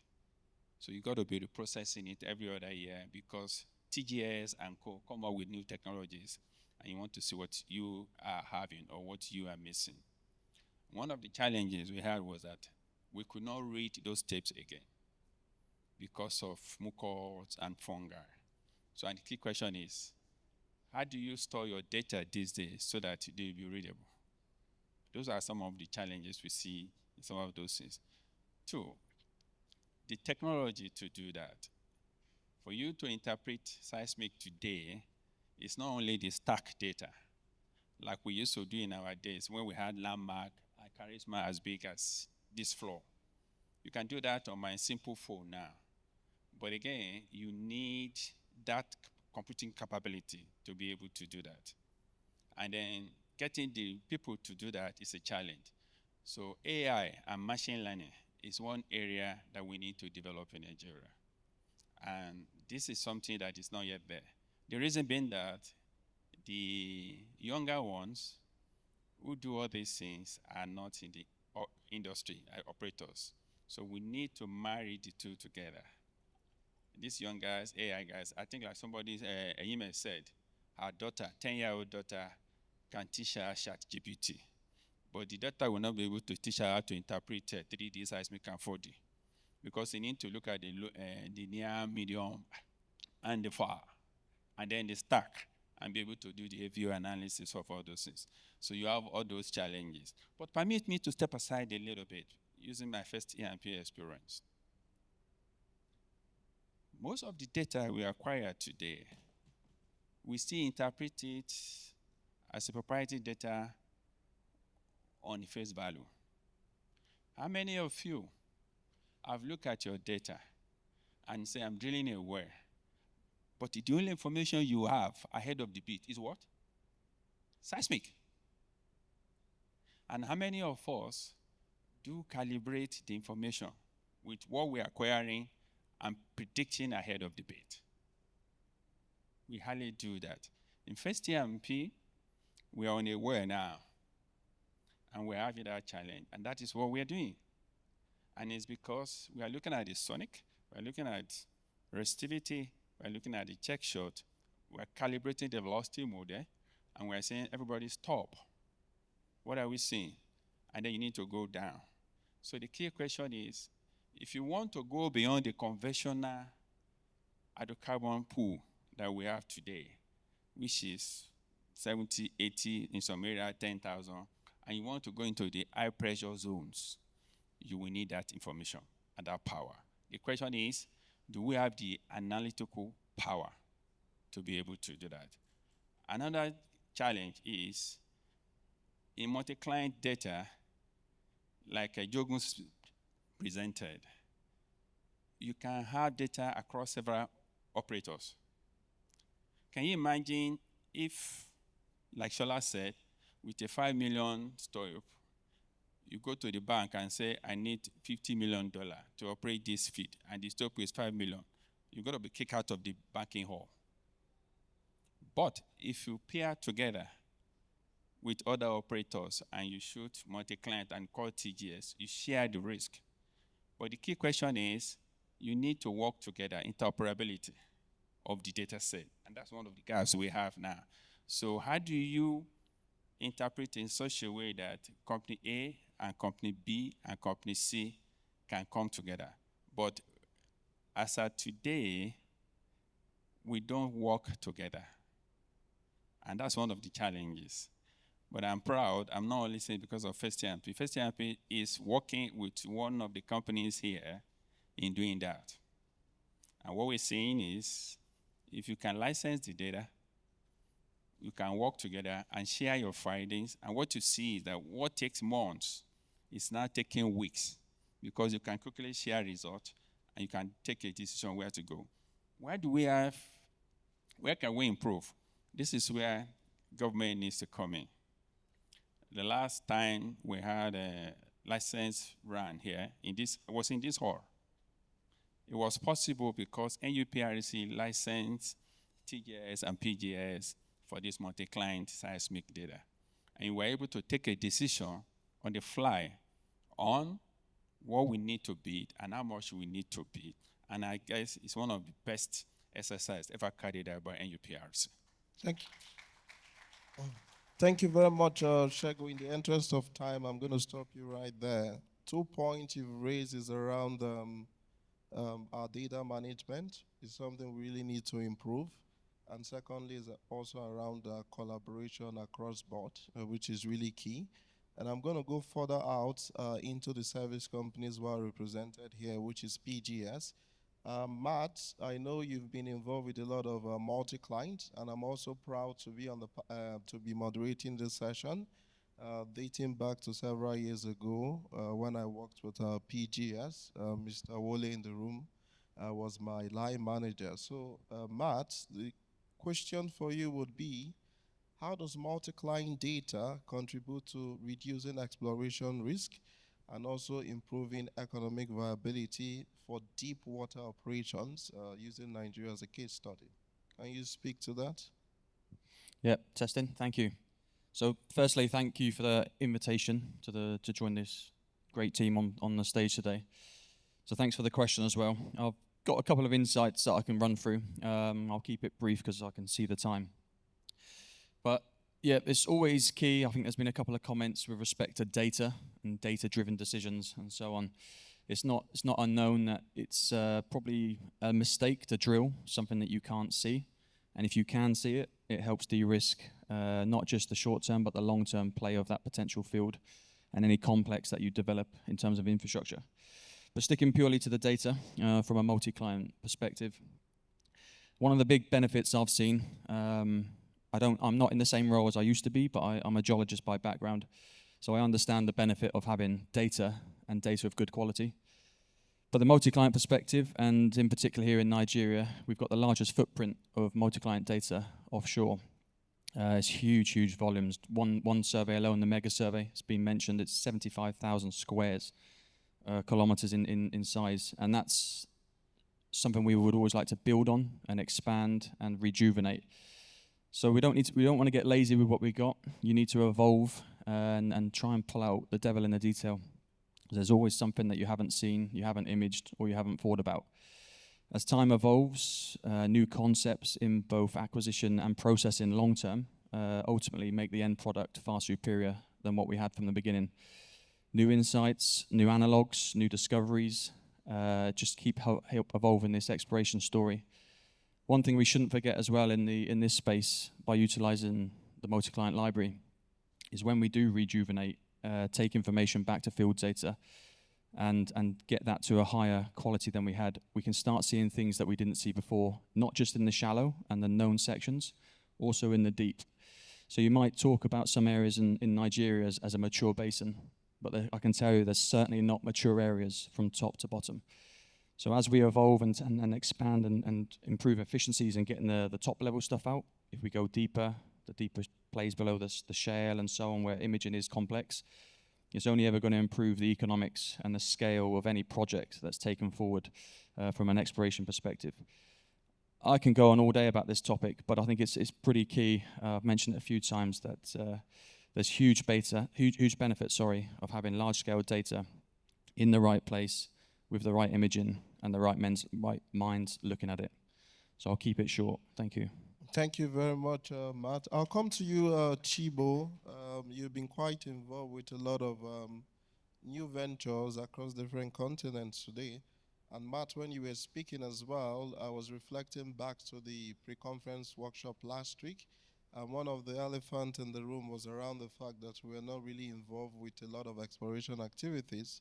So, Mr. Chibo, the question for you would be, can you cite some of the success stories associated with multi-client data and how Nigeria can also pick up and learn from this sort of innovations? Thank you. Thank you very much, and all protocols observed. I'm absolutely pleased to be a part of this panel, and thanks to NAPE for the opportunity as well. I guess seismic data, I just want to flag this first of all. Seismic data is critical to everything that we do. So as TGS, we value the importance of high quality seismic to help drive exploration and stimulate growth in the industry. And the reason I say that is, as TGS as well, we go out investing in multiple projects, putting seismic together, not just seismic, but other geophysical data sets together, with the understanding that exploration requires the fundamental, which is access to data. And soon as you've got access to data, the chances of having a discovery is really high. And that brings me to your question, really. Where have we had these discoveries? I guess you can go back to, let's start with some of the most advanced regions in the world. For example, the 2P discovery in 2006. That was in Brazil. And if you're quite versatile with some of the exploration drive in this region, there's been quite a lot of multi-client data sets acquired. And going back to what our Jogun presented in his slides, you'll see the progression of technology and how technology has driven most of those data sets to a point where you can actually extract key properties from the data in order to make a find or to discover oil and gas. So 2P is a critical one, and I'm glad to say that that discovery was actually made with data, multi-client data as well, acquired by TGS. Now I can actually bring us back home a little bit closer to Cote d'Ivoire, the Baleine field, which was discovered in 2021. And that is a major find. Actually, I think it was up to about 12 billion barrels or thereabout, reserves, basically. And this was a discovery that was made with a geostreamer data that was acquired by, I'll say TGS now, but going back to the time that was legacy, PGS. What does that tell us? If you want to drive growth, if you want to drive success in exploration, data is the fundamental, but not just the data, is how you acquire the data to ensure that it helps and enables the likes of Mr. Shegunye and Mr. Jogun and everyone else in the industry, be it an IOC or independent, how that data enables them to make informed decisions, and not just informed decisions, but at the right time, at the right place. So I can go on and on. We've got a lot of discoveries made in the Orange Basin as well, which is based, the Venus discovery was also made using multi-client data set, which was acquired at the time by legacy TGS. The Zama field, if you know Zama very well, in the Gulf of Mexico, that was also a discovery that was fully backed up by multi-client data. And why do we always talk about multi-client data? It's the easiest and fastest way to create a regional data set that can actually drive exploration and help people get to the ground truth as soon as possible. So I guess I'll, just based on time, I'll stop here and pass it over to you, moderator. Thank you very much, Chibo. Thank you for those examples, really. And you've really demonstrated that TGS is very intentional with the way and manner at which they acquire this data, which speaks to sustainability as well. So I'm going to go further out from TGS to you, Heyman. You're the president for CMG Seismics. And of course, you're quite involved with a lot of technological innovations. Can you tell us how Nigeria can strengthen its national data infrastructure to support AI and predictive analytics in exploration and production? Thanks for the question. And I love that I'm up here and we're talking about data. So I want to put a number out there. $10 billion. If you had $10 billion worth of diamonds, how would you treat it? You'd make sure you always know where it is.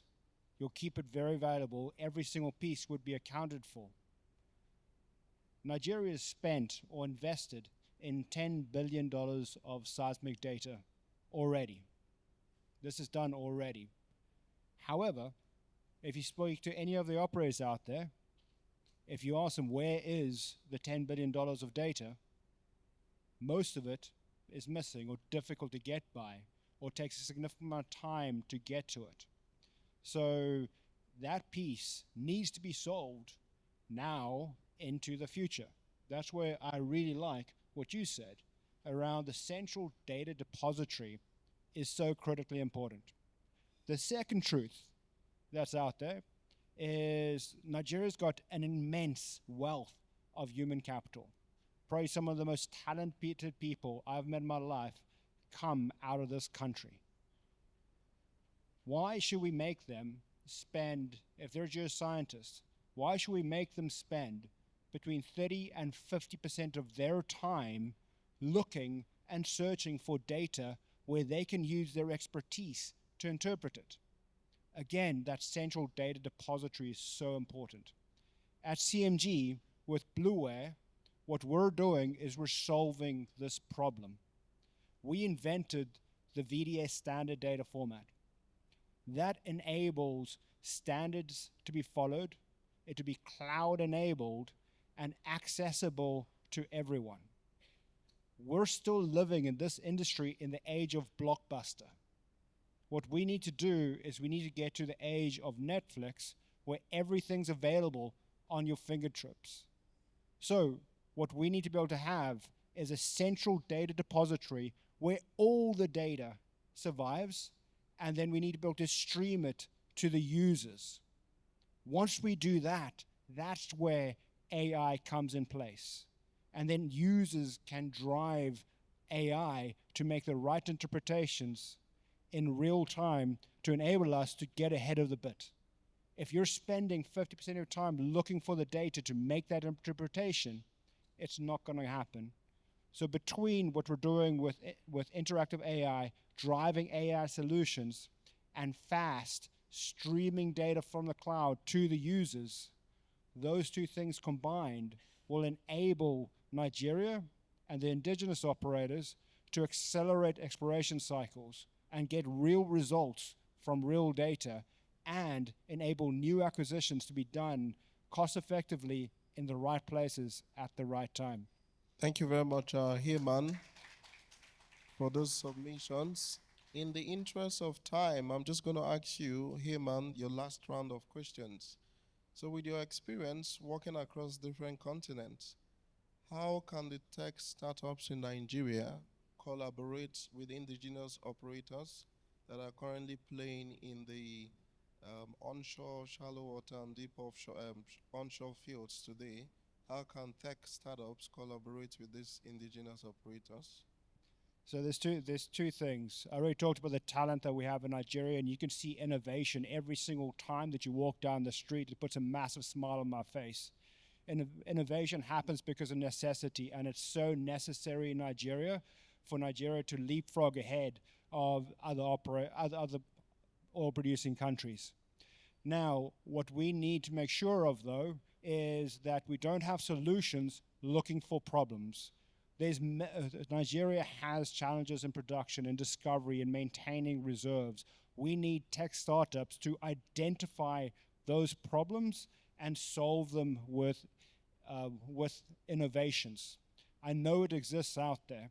The second piece of that puzzle is the rapid testing of solutions by the indigenous operators. And that needs to be supported by a very clear regulatory and very clear governance where a certain amount of spend needs to be invested into these startups to drive R&D. You can see the success that had in other countries. If you look at Brazil, 1 to 2% of production revenue needs to be invested back into R&D, and that drives innovation incredibly. Aramco spends a lot of money on R&D. ADNOC, all the big IOCs spend a lot of money on R&D, and we need to make sure that Nigeria utilizes the talent that they have on the ground and invests a portion back into innovation, back into grassroots to allow that growth to happen. Thank you very much, Heman. Ahmad, I'll just come to you. Your last question for the afternoon. You talked about the National Data Repository, which is also one of the things Heman has mentioned. And of course, Mr. Shego talked about collaboration. What role do you think strategic partnership between government operators and the survey companies play in sort of increasing our exploration potential in Nigeria as a regulator? Okay, thank you. I would like to put it in this perspective, right? In NUPRC and by extension the government, we understood or appreciate the fact that no one single entity, right, can can fully explore, right, the hydrocarbon potential of Nigeria alone. That is either the government, the investors, that's the IOCs or the service companies. And it's on the basis of that the government entered into strategic partnership with the industry. Yes, it was painstaking. It took the partnership 2 decades to come up with PIE.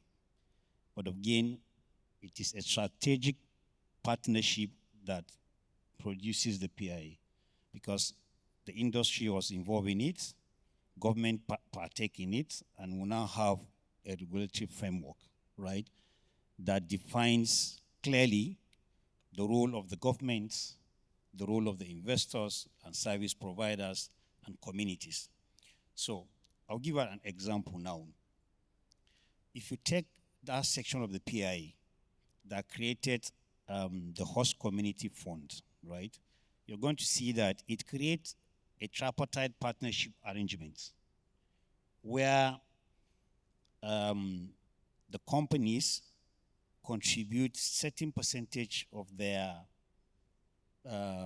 operating costs, of their certain percentage of whatever revenue. The law creates that government is going to ensure that all companies, right, register a fund, right, and that fund will have the communities. So it created a tripartite partnership between the government, the communities, and that gives the community sense of belonging to see that they belong in that. What did that solve, right? That now created enabling environments. That was the tension of insecurity that we normally see is still going down because we're all aware that the Niger Delta have challenges. We have challenges of pipeline vandalism, crude oil theft. So that strategic partnership, right, created enabling environment to ensure that the IOCs, right, have enabling environment to do their businesses, and the government created physical incentives to boost that. The same again, if you look at, come back to the multi-client model, just like Jagon presented earlier.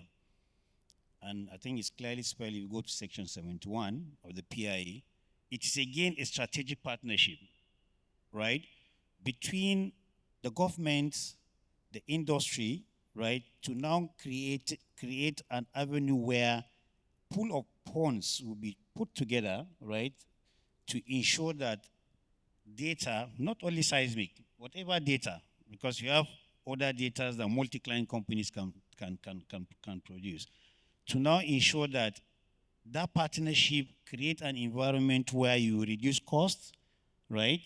You provide exploratory data that will be used, right, to exploit the potential that we have. That's again a strategic partnership. And again, if you look at the executive orders, right, the presidential executive orders, particularly if you go to executive order that solved the issue of gas terms, the commercial gas term, developing gas deep offshore, right? Again, it came out from the cry of the industry to the government that the gas terms, right, the commercial gas terms, deep offshore is not clearly spelled, right, or it's not encouraging. Government now, through executive orders, created or provided incentives, right, to attract investment, right, to ensure that all those stranded gas discoveries that we have, right, attract funding, right, from the industry. And that have made us to start seeing where FIDs have been signed. What we are looking forward in terms of multi-client, again, we are looking forward to where there will be a strategic collaboration, right, between the industry and the governments and the multi-client companies like TGS Petrodata, TGS, we have Seismic, we have other multi-client companies, right, to come together to see how we're going to ensure that we acquire data ultra deep, right, because that is a frontier that not be exploited in Nigeria. So it's going to be very good, right, for us to start having conversations, right, among companies, particularly seeing the value that coming together under this multi-client arrangement will provide for us to get cheaper data, right, have a regional outlook, and then improve or increase the results, then subsequently production. So certainly, right, strategic partnership play a very key role in ensuring that we explore more and attract investments into exploration, because it is a known thing globally, right, that companies invest less in exploration because of the risks involved in it. Companies are out to make profit. But government continue to provide incentives that attract investment. And we appreciate the fact that we have companies like TGS, right, that are funding, waiting to see where companies will bring through pre-funding, right? Sit part of it. Just come and sit part of whatever fund you have, just like Chevron did, and that made us to acquire about 12,000 square kilometers of modern seismic, right? So we are looking forward for more such collaborations on the part of the government, particularly NUPRC. We are looking forward to see the way and manner we're going to explore more of our frontier basins. I always make it clear that frontier basins is not all about inland basins, no. Ultra deep in Nigeria is still frontier because we still have inadequate data for us to do exploration. Thank you. Thank you very much, Mr. Ahmad, for these submissions, and also being able to highlight the fact that strategic collaboration and partnership, and most importantly, critical stakeholder engagement across all parties is really key towards sort of improving our exploration potential in Nigeria. Just in the interest of time, Mr. Awolabi, I'll come to you. Just 1 minute. Can you share one practical example where multi-client seismic data has sort of influenced your exploration strategy and investment decision? Just 1 minute, please. Hey, thank you very much. In 1 minute, what I'm going to say has been said by Jogun. One area multi-client has helped is in characterizing our subsurface properly. One of the things we do in First TMP is we try to understand the subsurface before anything, and it may take a bit of a longer time. So we sometimes look even beyond our acreage. And the only way you can look beyond your acreage instead of your proprietary seismic is to have a multi-client. So you cannot see beyond your area if you look at your own proprietary seismic. So in that case, you characterize your subsurface and you determine what stratigraphic trap you have, structural trap you have. One thing I would like to say is this. Structural trap or stratigraphic trap does not know boundary. It does not represent concession boundary by NUPRC. It does not recognize state boundary. It does not recognize a national boundary. So if you take proprietary seismic and you say you want to look at your block, you may not see anything. You may see something that maybe you are at the distal end of the deposition, but maybe it's the proximal end of it that you've not covered is what is the most attractive part of it. So you'll be able to understand the distribution of some of those bodies. And I think this is one area that it has helped us in First TMP. Understanding not only what we have in our block, but how the other blocks have influenced the pattern, the stratigraphy and the structural pattern in our block, and using that knowledge to be able to characterize our block, and especially to determine where we're going to drill. Initially, I was talking about drilling. If you look at some of the challenges we do face these days, which is high pressure drilling, for you to be able to know the trend of pressure, it is not only in your block. There is a Niger Delta pressure regime that you need to understand, and from there, infer what is happening where you want to drill. And you can only do that with multi-client because you cannot shoot client everywhere. And lastly, before I drop the mic, one thing I'm going to say is this. In today's world, data is power. Thank you. Thank you. Thank you very much, Awolabi. So, Chibu, I'll just come to you. One last question. I read an article today that the NUPRC has announced for the next marginal field bid round coming up in few weeks' time. The question for you would be, how important is the licensing round or marginal field bid round in sort of driving exploration activity in Nigeria? And what are some of the things we can do differently in the next licensing round to be able to attract the kind of investment we want to see in Nigeria to be able to drive efficiency and national development? Just 1 minute. Thank you very much, and straight to the point. I've only got 1 minute. I guess the first thing I want to say is that licensing rounds are powerful tools to stimulate exploration. This is very important. The other critical thing to note is that for Nigeria, the licensing round conducted in a transparent and structured manner actually creates that success for exploration.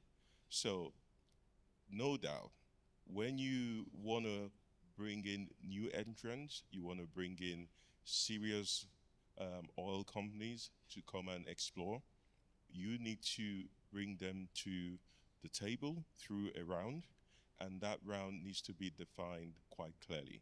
You've got some of the industry players who have got the money to invest, but what they want to know, they want to know that they can actually invest their monies and recoup their investments. So, what are the strategies?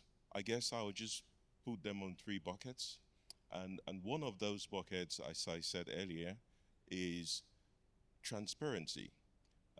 When you draw in these investors to put their money in Nigeria, for example, they want to be sure that when they do that, there's a line of sight to recoup and also to be profitable.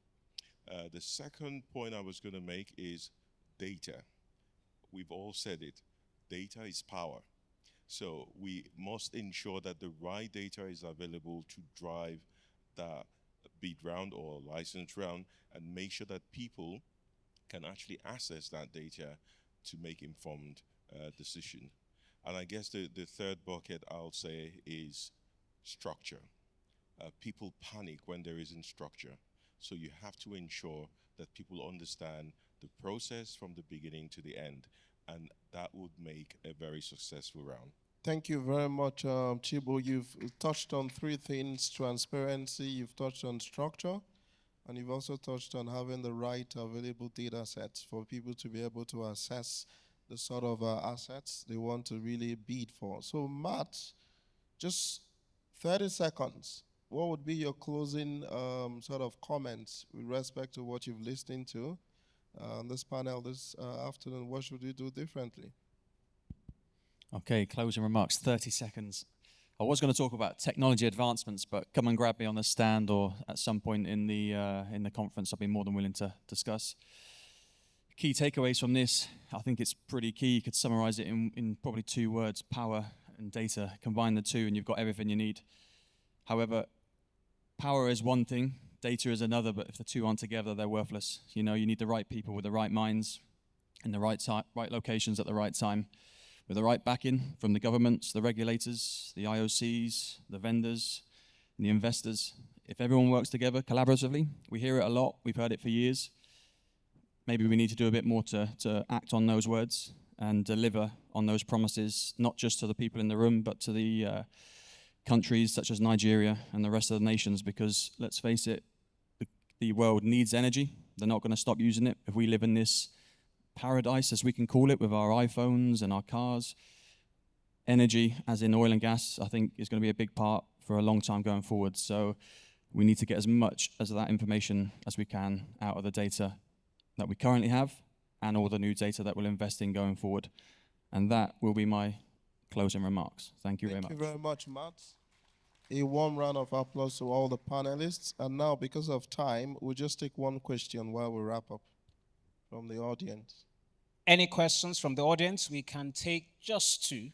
Because we do not really have the luxury of time. So just keep your questions very short and straight to the point. Thank you.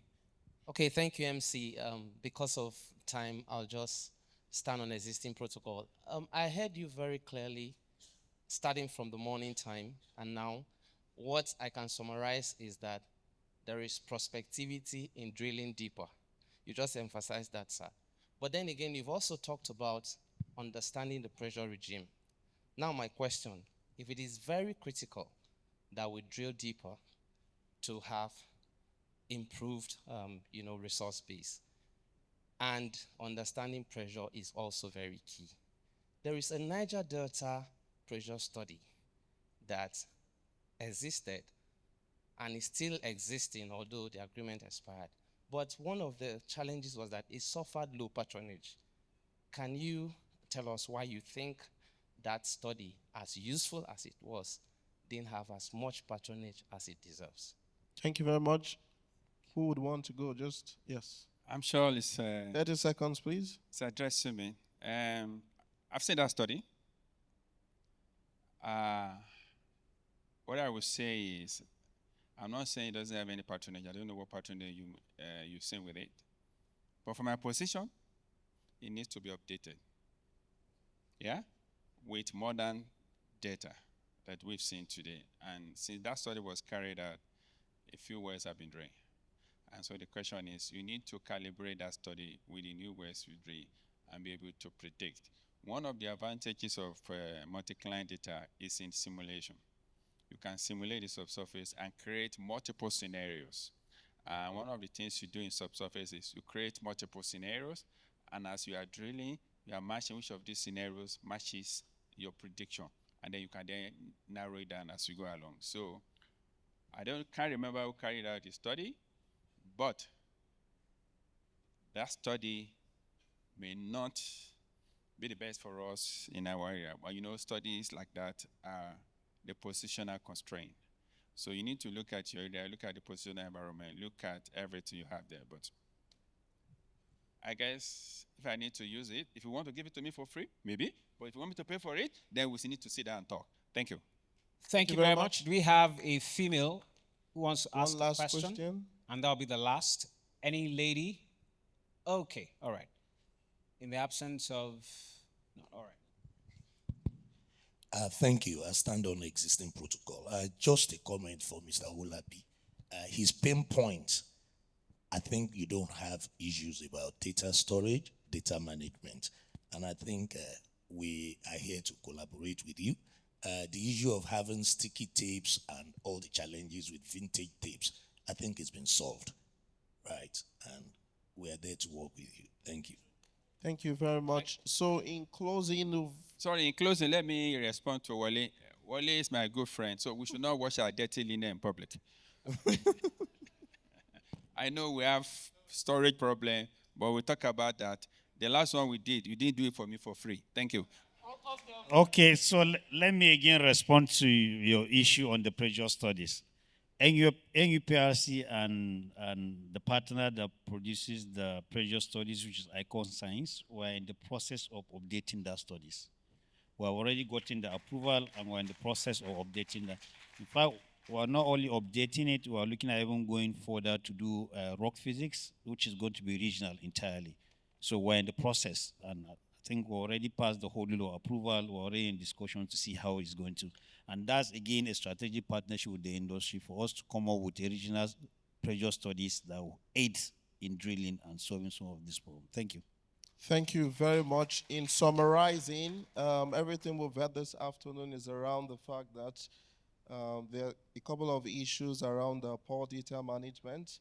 And also one of the recommendations from the panelists would be for us to use technology as a tool for proper data management, and also to be able to work more collaboratively between governments, between the operators, and also the service companies, including the host communities as well. And also one of the takeaways from this afternoon would be for the next licensing round to be more transparent, for us to have a good structure in place to be able to assign some of this asset to the right qualified companies, and also most importantly to use data to really drive that process. So in closing, data is key for us to be able to drive efficiency, safety, and also increase productivity across our sector. it's important at all times for us to be able to integrate data and also the technological advancement to be able to drive operational efficiency across board. Thank you very much to all the panelists, and another warm round of applause to them. Thank you, Mr. Moderator, for that wrap up. And yes, a very, very insightful discussion it has been. Allow me to beg your indulgence, gentlemen. Please step forward and bunch up for a group photograph. So we'll have two group photographs, one without the plaques, then the other with the plaques. Let's have the plaques on standby, please. And yes, our host, the president of NAPE, John Bosco Uche F. NAPE, will present the plaques to them, starting with that of Mr. Abdullahi. Just be on standby. Thank you. Paparazzi, that is your cue. Thank you.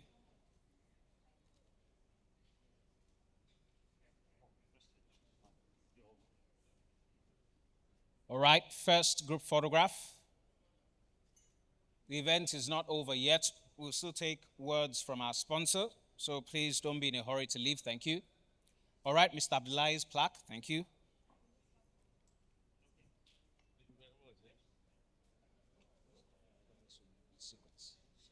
Shegun Owolabi's plaque. Thank you.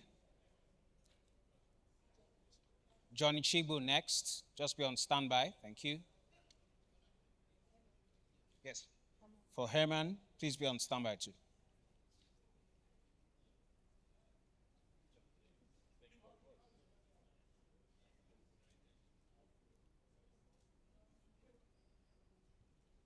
All right, next plaque. Herman Nywood. Thank you.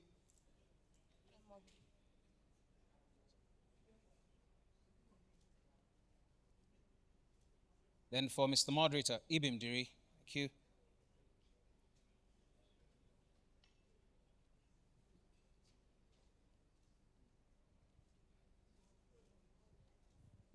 All right, final photograph with the plaques. Thank you.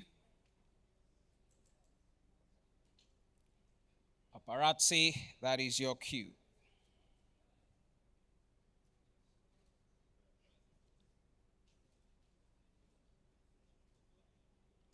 All right, thank you very much, gentlemen. Thank you for helping to enrich the discussion. Thank you very much. All right, there you have it. Thank you, Mr. NAPE President. Thank you for helping us to present the plaques as usual. Thank you.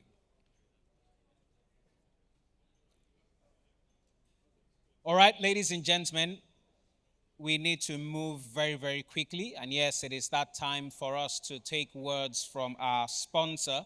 Remember, the sponsor of today's event is TGS. So, ladies and gentlemen, to give the sponsor's remarks, please make welcome the country manager of TGS, Mr. Wole Oyetoran. A round of applause for him. Please give him a sponsor's round of applause. Thank you very much. The country manager, TGS, Mr. Wole Oyetoran, for the sponsor's remarks. And once we're done with that, we'll have the vote of thanks. So please settle down. The event is not over yet. Thank you. Thank you. Good afternoon, esteemed NAPE leadership, the president, Mr. Uche John Bosco. Can we have 1 house, please? The president-elect, Mrs. Jumoke Ajayi, distinguished guests, industry colleagues, and students. It's an honor for me to stand before you to represent TGS as a proud sponsor of this prestigious event. It started as a baby last year and is growing.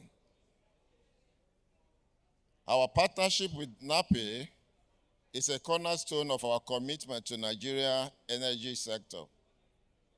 For years, this collaboration has allowed us to support the industry growth and innovation, and we are grateful for the opportunity to continue this journey with you. At TGS, we believe data is everything. An informed decision leads to sustainable progress. That's why we have dedicated ourselves to providing high quality, proprietary, and multi-client data with the support of our local partner, seaside geophysical, petrodata, and TGS also have advanced imaging in partnership with Bulwark in Nigeria. You can see we're in the front of everything from acquisition to processing. TGS is highly committed to assuring local capacity building in Nigeria as evidenced by our partnership. TGS provides seismic solutions that empower exploration and production companies to make smarter and more efficient choices. We have over 75,000 square kilometers, extensive data library, the largest in Africa and largest in Nigeria. Our purpose-built vessels are the best. They are solidly built to tow larger streamers. We have a global presence with OBN capability. TGS remains the leading seismic company globally. Our extensive presence and data library in Nigeria is a testament to our long-term investment, and we are here to stay. Where others have gone, we are still here. We have designed our data library to assist both the marginal field operator, the IOCs, and the government, and that's why TGS always play a leading role in all the licensing rounds that have taken place in the recent time.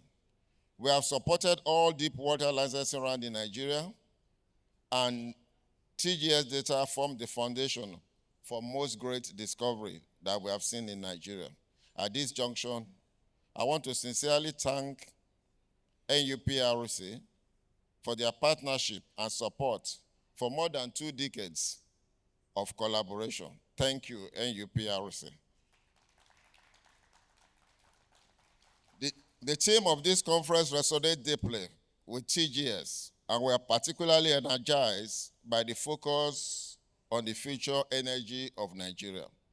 We are constantly innovating to ensure our data and technology help unlock Nigeria's full potential and enhance operational efficiency across global chain.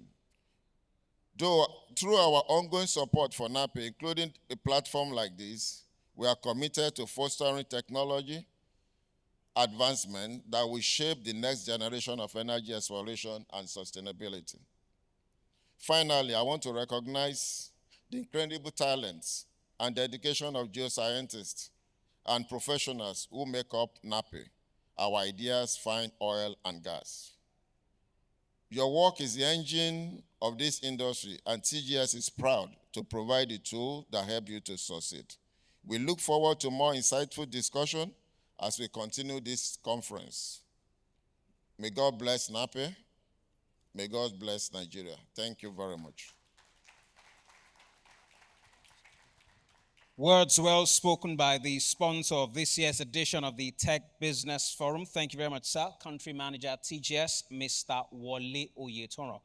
And yes, ladies and gentlemen, thank you for your time, thank you for your patience, and most importantly, thank you for your presence and your participation.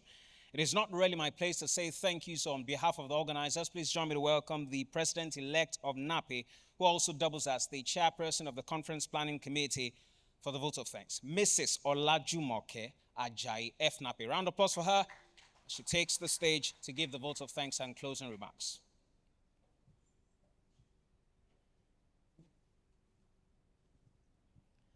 Thank you, everyone. I want to especially thank our sponsors, TGS, for sponsoring this Tech Business Forum today.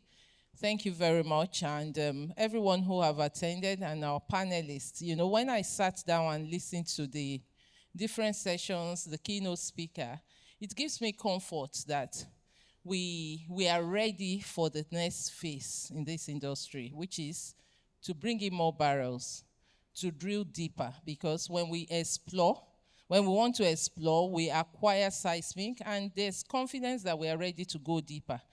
So with this multi-client discussion, seismic acquisition discussion we've had, it gives us confidence that we are ready, we'll acquire more seismic, have more understanding of the pressure regime where we operate so that we can confidently drill and explore more and add more reserves to what we have currently.